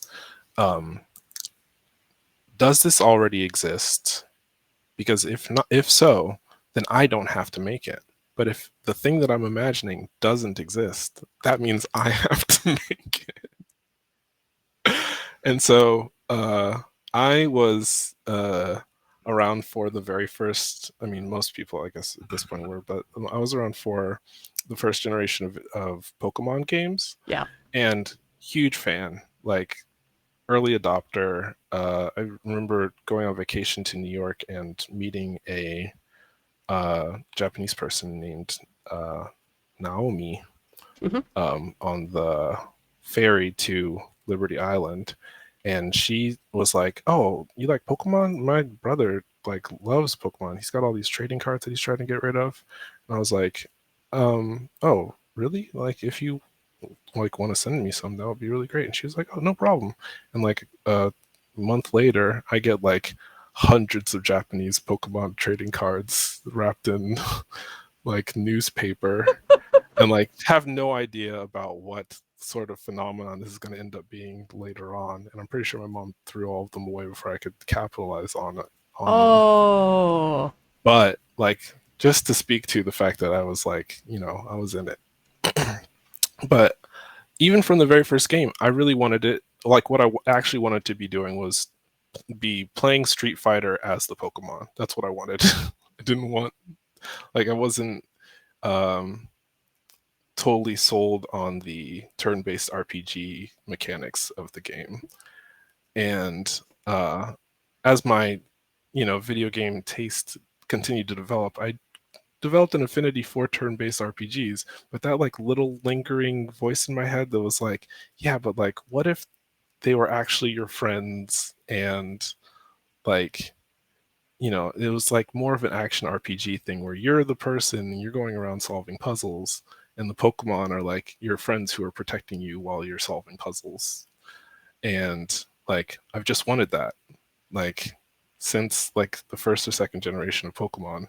And every single new gen, I'm like, there, this is it. This is when they'll finally release the action RPG version.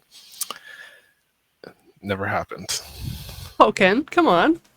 I mean, it's a fighting game, which, and it's not a bad fighting game, but it's still not the thing that my childhood imagination was shooting for. And so at some point I was like, okay, in order to get the game that I am imagining in my head, I'm going to have to make it. So like 4 years ago, I was like, all right, it's time to get started making that game that no one but me will make. That's the best reason. I suppose. So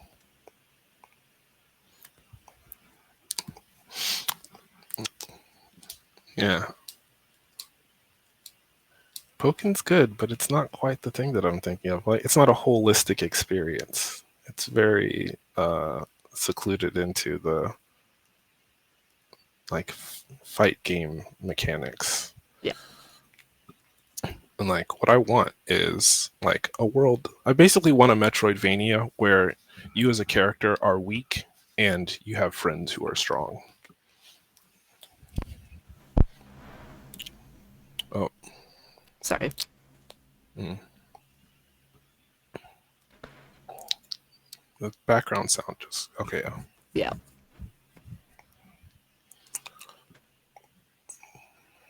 That was the phantom power re-engaging on my mic. Mm. Because I turned it off briefly. So I don't have a convenient way to mute stuff for chat and for you. Got you. You did not need to hear the noise I was making. Got you.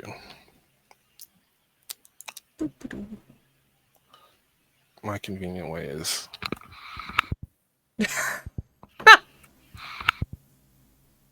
but that's because I don't have a fancy nice mic yet.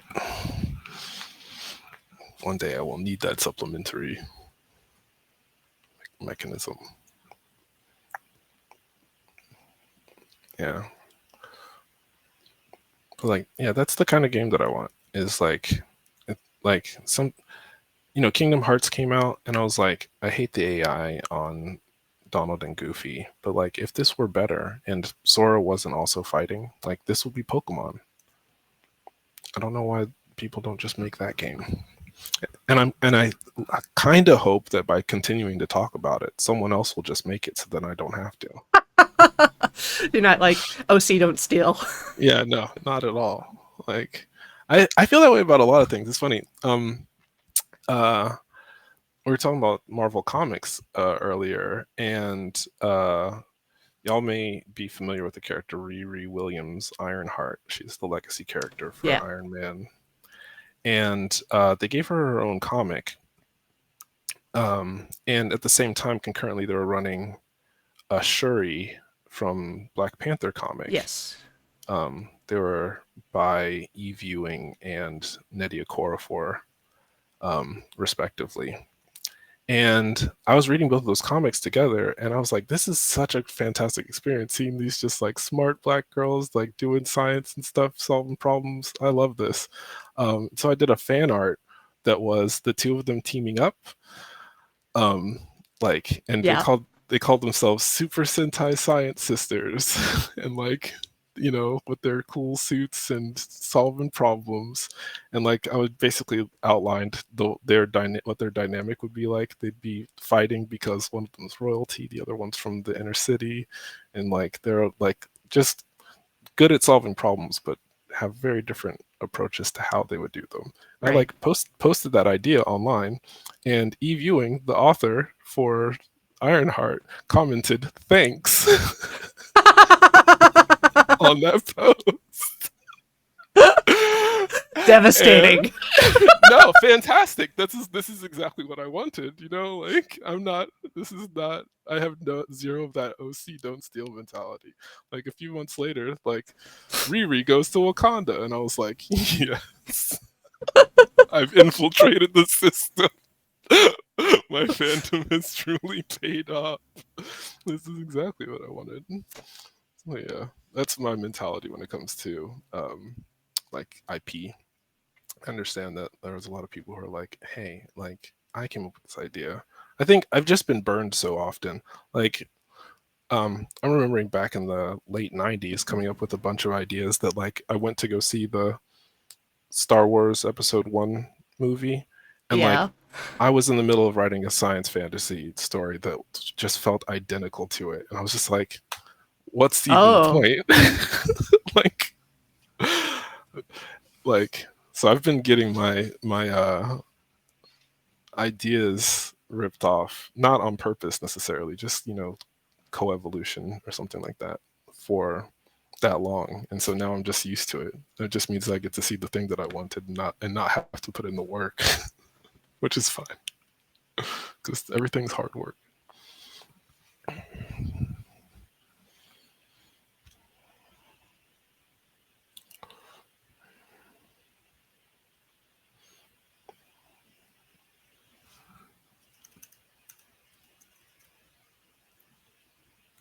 So yeah, if someone wants to make a Zelda-like, Metroidvania-esque puzzle combat game that's almost identical to Pokemon, please. But like with a take this story burden from me. and Yes. Exactly. No, I think that the one I always wanted, which is the super obvious one that I'm surprised doesn't exist yet, is the VR first-person Pokemon. Like Pokemon Snap, but you're not on rails. Right. And then, of course, I also wanted like a first-person Avatar: The Last Airbender kind of thing, where you get to like try to move elements yourself. A little ambitious. I feel like there are some VR titles that like attempt to give you a semblance of that experience. I'll see if I can remember some. Yeah, so most of the ones I can think of are just like shooting zombies.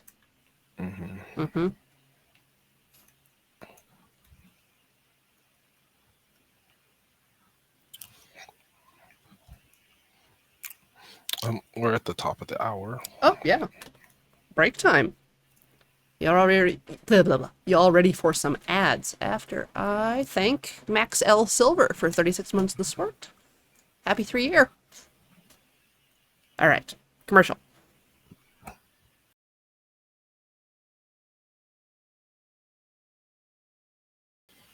Hello again. It's me. I bet you didn't expect to see me here. No, you did.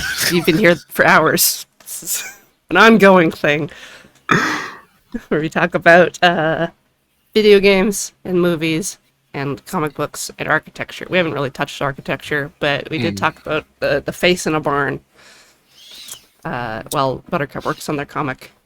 I'm actually reviewing chat a little bit. Someone asked if they can get a picture of the Shuri and Riri illustration that I did, and my social media is mostly just BTRCP. So if you go on Instagram and look up BTRCP, it's it was done in the past year or so, so it should be easy to find, very recognizable. And now I am going to try to make myself a custom brush of like crowd silhouettes. Ooh. Yes. Especially now that I have the lasso tool. I did that for one of the crowd shots in one of my previous comics that I did. That same mini comic I was talking about, Real Realm. There's a scene because one of the gods, god of Earth, Ebony, invited the entire population of the world to come live at the Celestial Palace, and there's a shot like from the reality show of that happening, and I was like, that's a lot of people. I don't feel like drawing all those people. I gotta make a brush. The entire population of the world? Yeah. That's more my, I guess, computer laziness than my any kind of art or drawing laziness, because I'm just like, a computer can automate this. Yes. That's my immediate thought anytime something happens. It'll be easy. After the code, after it's been coded, of course it's easy. Yeah. That's how we trick ourselves. There's a manga artist. I always forget his name. Enio? Hold on, I'm gonna find out.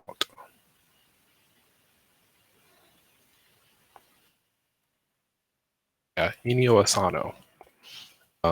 He did a talk about one of the science fiction comics that he was working on, and he said that he spent a week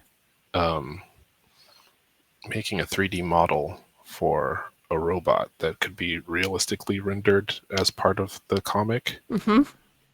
And he was like, yeah, when I started out working on this, I was like, this is going to save us so much time. And then by the time it was finished, he realized if I had just been drawing for a week straight, this would have solved itself, honestly. Sano.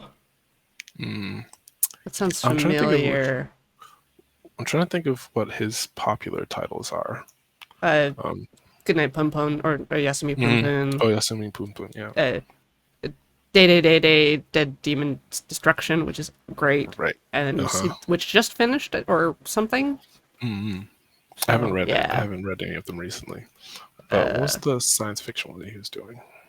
Maybe it was Day. Yeah, Day. That's it's a bunch of schoolgirls hanging out and then aliens invade. Yeah. Right. Yeah. So yeah, he did that a bunch classic. Yeah. He did a bunch of 3D modeling for the robots and the spaceships in that, like, rather than just hand draw them, and then realized that he saved 0 time. And, like, very explicitly was like, yeah, I saved 0 time. If I had just hand drawn them, it would have gotten done in the exact amount of time. Mm-hmm. It's like automation, yes.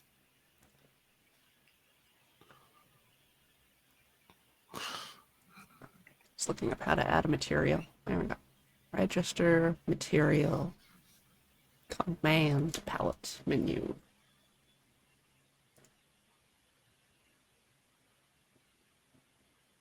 Ha!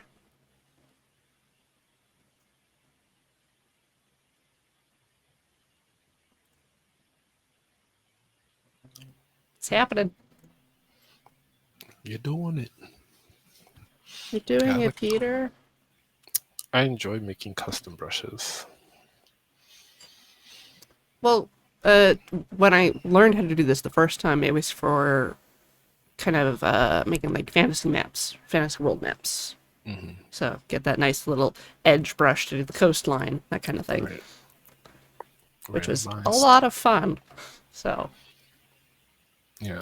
All the brushes I use for drawing generally are like ones that I've made. So this sketch brush, this pencil. So I made my name is Buttercup, and I made a set of drawing tools for Clip Studio that are named after the other Powerpuff Girls. So my pencil tool is called Blossom, and you can't really see it too well. yeah, all right. Yeah, it feels pretty good, I think, to sketch with. Maybe hard to see. It's just kind of like a textured pencil. hmm It doesn't have that much variation on it, so it feels like it doesn't taper, which I like, but it does still have softness. And when you know, do that, it Yeah. still ends up like a good dark black, but with with the texture underneath. And then I've got an eraser that's a kneaded eraser Oh, that's called Mojo Jojo. Mojo Jojo. See if I can find it. Yeah. And it's my goal. Okay, so I want to show how this works. So I got to use what is my pen tool? My pen tool is called Buttercup. Okay, that makes sense. It's my favorite tool. So uh, I made a kneaded eraser, and the whole purpose of it was so that um, uh, it wouldn't erase in one stroke. Like that's the thing. That's the thing that I remember from being a kid and drawing with pencils, is that no matter how much I try to erase, like it never fully goes away. uh So I huh. like wanted to replicate specifically that feeling. And so that's what Mojo Jojo does, is that it erases, but only just to a point. So it really feels like I'm sketching on like a piece of paper. It's like, wait, like no matter how much more you try to erase it, like doesn't ever go all the way away. God, I've actually never heard of someone putting like friction in their tool that way, where it's Mm, like you have to actually work for it. yeah, People are yeah. like, I'm trying to save all the time and like smooth out my process. There's Like no no, points I of want to write. irritation. It's Mojo Jojo. It's got to be. It's repetition all the way. That's the entirety of its gimmick. But yeah, proud of this set.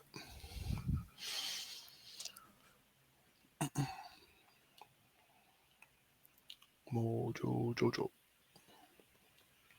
Oh, and I think bubbles is like I just made a fun paper texture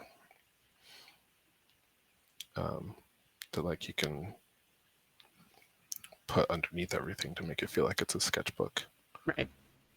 It's funny because like I'm not a huge advocate for like simulating um,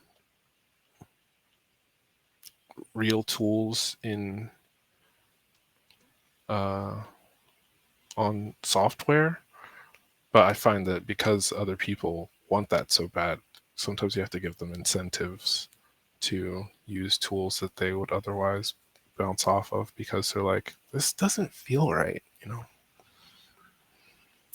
So go out of my way to make things that like feel more fun.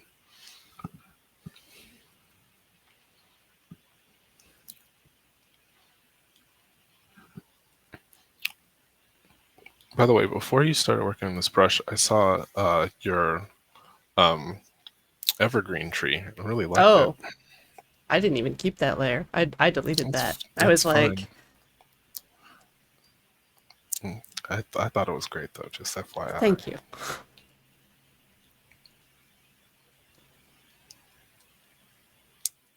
What am I doing? It was because I was doing the lasso fill, and I was like, how can I do this to make kind of holes for like lighting or showing other colors through? Hmm. Yeah.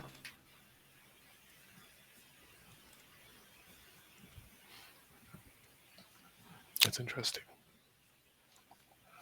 Yeah. In the digital age, a lot of um, crafts I feel have fused together because we've all different people in different media have all sort of realized that um, whatever sort of artistry you're making, it's making a puzzle and then solving it yourself more so than it is whatever people used to say about craft. It's like first you ask yourself a question and then you see if you can answer that question yourself. It's definitely a more useful approach to take. Like, you're definitely going to get interesting results rather than boring results. Yeah.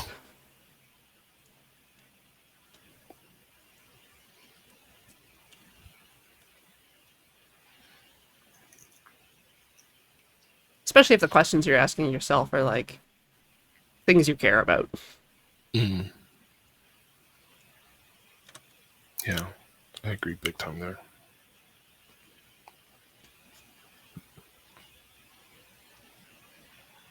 For instance, how do I make a Zelda-like Metroidvania Pokemon game? What is it going to take?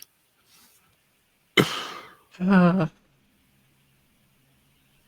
and then you, Monster you start Truck. looking at like the 3D Zeldas versus the 2D Zeldas, and Hmm. yeah, Zeldas are complicated. Yeah, Metroidvania is less so, but not for the same reasons. yeah. I think the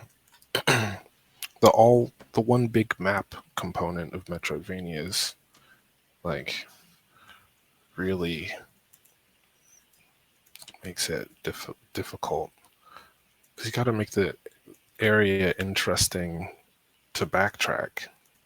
Like, how do you do map design that like feels good going both ways? Don't know.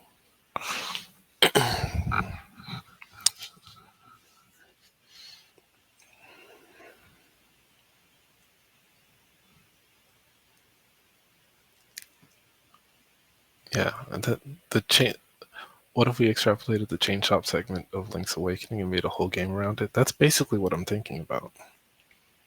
That's the core thesis of what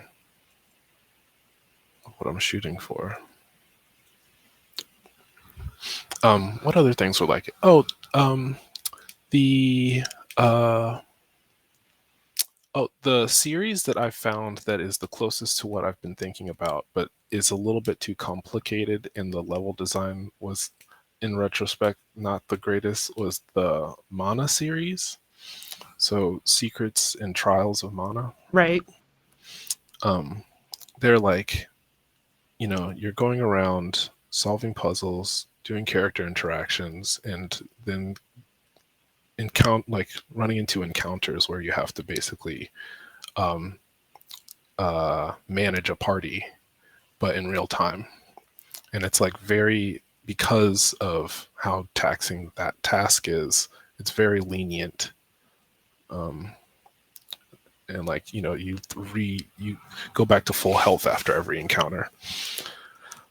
Um, and like that feels a little like not disingenuous necessarily, but like not as fun as it could be. And so I've been using a lot of cues from that series, but um, level design's not great. Yeah, Dark Souls has the one big map in a way. Yeah. Kind of. Hmm. But Dark Souls has the Uh, checkpointing system that is like really common for Metroidvanias that works really well when you have a small health pool or mm, have to make like big swings to take big risks. right.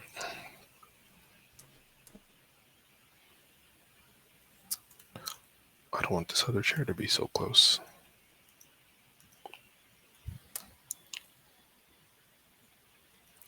Um, yeah. So the thing that I've been thinking about is having a unified stamina and health system where you as a character um, are disabled in some way, whether it be like um, not having enough resources to, exist effectively in an environment, or like needing to go and harvest food or resources somehow from the environment, Hmm. but the environment itself is dangerous. So there's like just wild animals or monsters, or maybe some sort of like sci-fi creature, um, like robot nanotech amalgam thing, and like you have to dodge, pitch, roll to get away from it, but you have very limited health slash stamina. And so, but your party, your like Pokemon, have really high health and stamina. And so you have to rely on them to uh, manage the space. And you basically are similar to like in Breath of the Wild, how Link can whistle to um, summon his Summon horse. Epona, yeah. Yeah. So basically, most of your inputs are um, commands that you're giving your party, where you're trying to like evade, dodge, um, and like not use up your stamina before getting out of a space or finding the next pool. Right. Yeah, that gives you a lot of interesting challenge Mm. space. I think that could be really fun.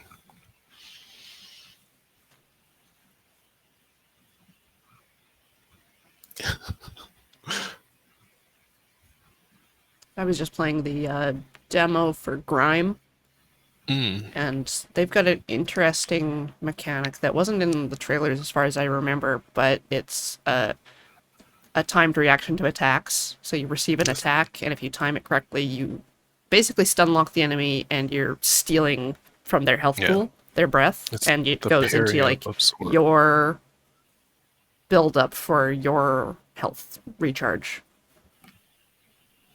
Yeah, that the absorb mechanic. Yeah.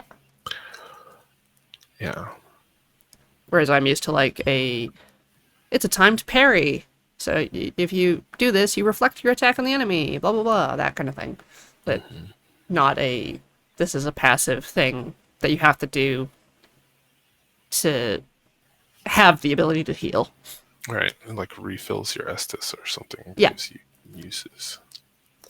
That is, this was really interesting. That's an idea.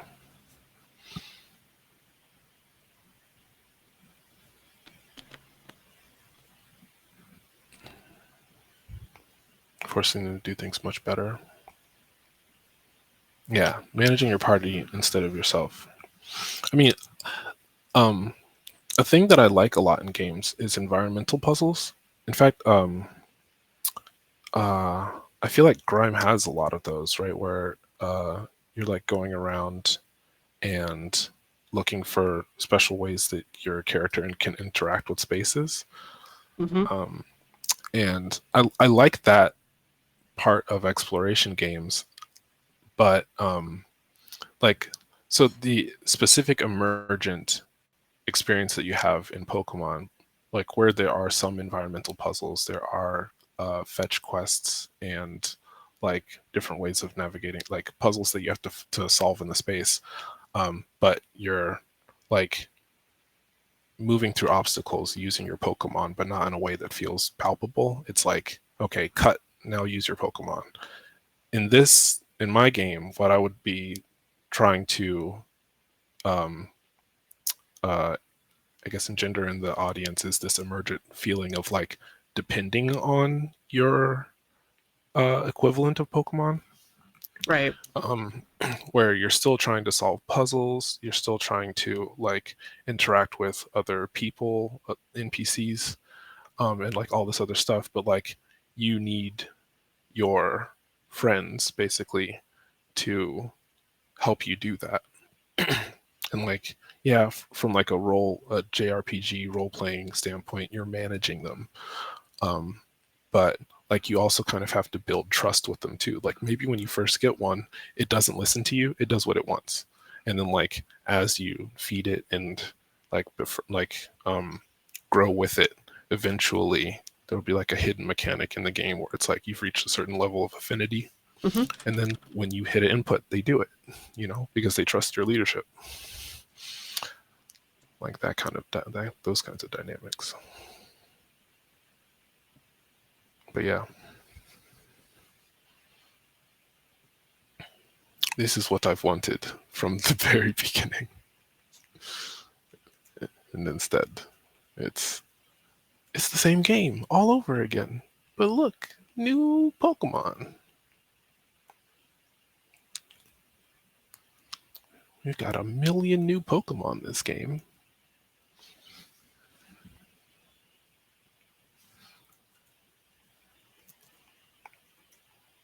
How do you feel about Grimes' weapon system? I don't like switching. Did you It settle on one? Yeah, just the big axe that it gave me first. I was like, I've got used to this. It's got reach and it's got a quick attack. Yeah. Even though the windup's a little bit slow, like because I'm waiting in anticipation of intercepting a strike a lot of the time, except for the red and blockable hits. Yeah. I just want a little bit of range. Right. Like I felt like the knives put me too close. I haven't tried the mace yet. But I play a lot of Dead Cells. And I really like the having to learn how to use a lot of different tools and juggle them throughout a run. So I kind of feel like that's missing in Grime. Yeah. Doesn't have that sort of fluidity. But I don't like Metroid, and I've never really played a Castlevania. So I feel like the genre itself has taken off so intensely. I don't know. I've never interrogated how valid I think the Metroidvania title / genre is. Although I get it, right? It's a seamless world, lots of backtracking, systemized power-ups that correspond with the environments. But like, yeah, I don't know. I haven't played any of the Castlevania or Metroid series either. I'm looking forward to Dread. I might get that. I haven't pre-ordered it yet. But like, Hollow Knight. oh yes, Yeah. that's what. Hey, hey, that's great. That's great. I was telling Corey, like in our test, our tech test the other day, that I was at the time working on a Steel under Soul 20 run, yeah. under 20-hour 100% Steel Soul run. I wanted to knock out all 3 of those achievements at once, and but that was like 3 days ago. 2 days ago. I did it. Oh, I did it in 10 hours and 6 minutes too. So it was like half the amount of necessary time. Did you stream that, or is that? I didn't stream it. Oh, so I can't even It look at was it. Oh, it's no, I'm beautiful. sorry. I'm sorry. Oh, I thought about it multiple times, but it was just like it was like a weird relaxation thing yeah. because like it's one of those things where it's like you don't expect yourself to be able to do it, so it's just like the stakes are non-existent. Like But you just gotta you like gotta give it a I'm lot of going to win. focus, right? And Yeah, it's like if you're it's focused true. on that, then you don't want to have chat distracting you. Right, that's also true. Um, but yeah, I do feel very proud that I was able to pull it off. I whiffed the final boss fight though. Like I was so confident. I was like, this is it. I've already got 100%. All I got to do is just fight this character. Like it's gonna be fine.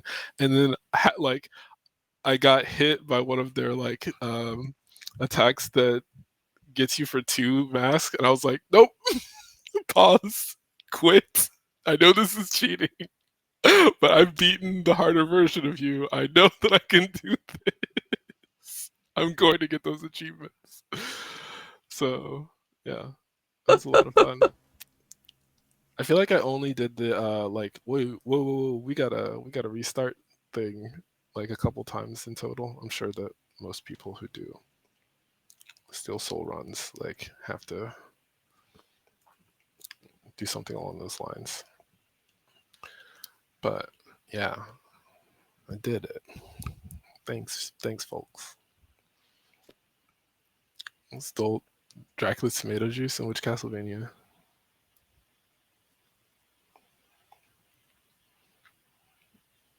Is that like a wall chicken, or is it like a specific thing, Hmm. like a Splunky eggplant kind of situation? Are you asking chat or is Oh, that yes, what, yes, what I was saying? CAK Okay. host, yeah. Hmm.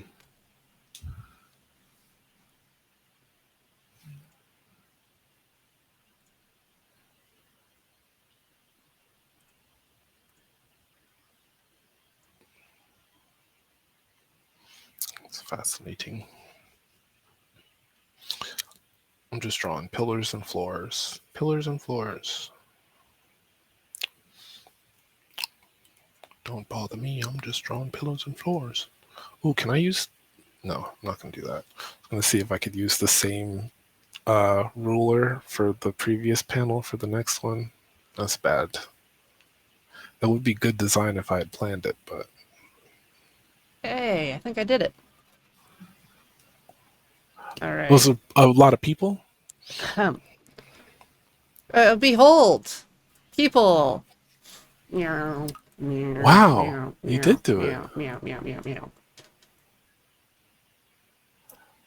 Even though my people are very weird looking. Mm.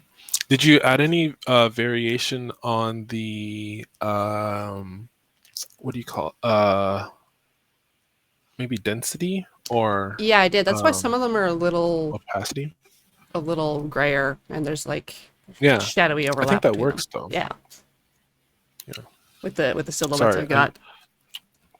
I I was know trying it's a little to think disorienting of when I'm like looking a off screen. in the anime Penguin Drum. There we go. The crows are like just little outlines. Hmm. It looks good. I like it. Um, I'm proud of it. yeah. Wait, the so the most proud just I've been on Horse Club. oh, Size jitter? No, I didn't size jitter. um, oh yeah, size shooter could be good. I was gonna ask. So is that three, four?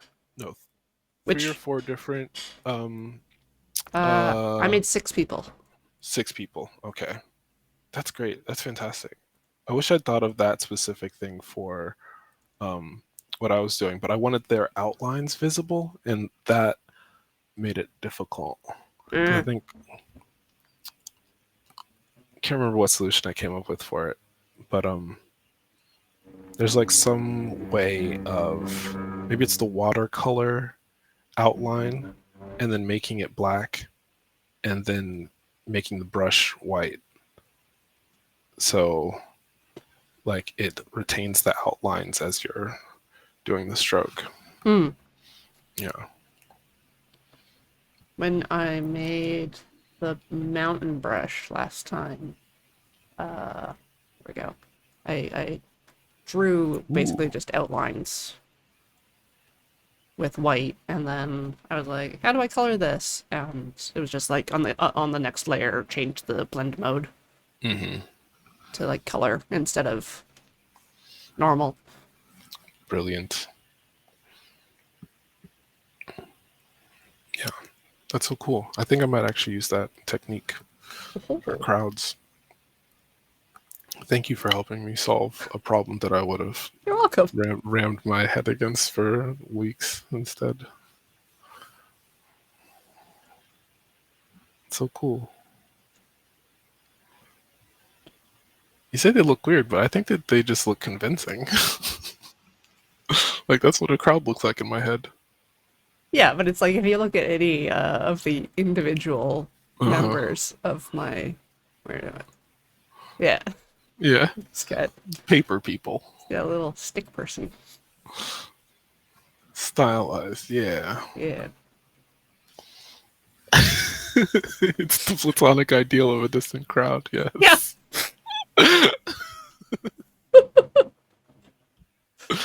Agreed.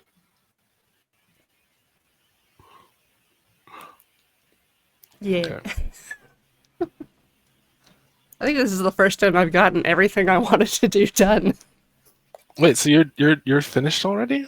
Yeah, I finished, and we've only got 5 minutes left. Oh, okay. We're That's 4 minutes now. cool. I'm so Time is proud. ticking. That's so cool that you were able to do that. I got onto the page that I wanted to be on, so I feel like I also, for the most Yeah, part, achieved that's my goals. valid progress. Yeah. Um, is it okay if I plug? Oh, go Um, right ahead. You could post. You could probably post links in chat. That should be fine. okay. Mhm. If you've got your account logged in. Otherwise, I can throw your screen back up if you wanted to show stuff on screen. I think that's. I can remember. One moment. One moment, chat. I'm going to log in. I had to pull out. I had to dust off Google Chrome. Mac user, and I had to dust off Google Chrome to join in on this fun. Okay. So all my passwords are saved on Safari. So the comic that you've been watching me work on today is called hashtag comic, and it can be read on tapas.io/series/comic, which I'm going to link in chat. Or no, what I'm going to link is my entire link tree. But if you'd like to see the actual finished previous versions of this thing, featuring this character, Eugene, then that is a thing that you can do. And Corey, I'll hand it back over to you while I type the link in the chat. Yep. I'll also say that Buttercup is a legit variety streamer, doing both the arts and the video games. And I should thank at least one last sub here, which is occasionally Manly. He's been here for 47 months, as well as talk about our upcoming shows on the channel. At 5, Adam Bijapal will be playing Knight of the Living Dead. Tomorrow, Tuesday, 9 o'clock, normal mining, normal o'clock. I'm going to be finishing up Manifold Garden with Cameron on Talking Sim at the 1:30. And then Ben and Adam will be continuing Little Nightmares 2 at 5 on Let's Nope. This weekend, it is this weekend, isn't it? Yes.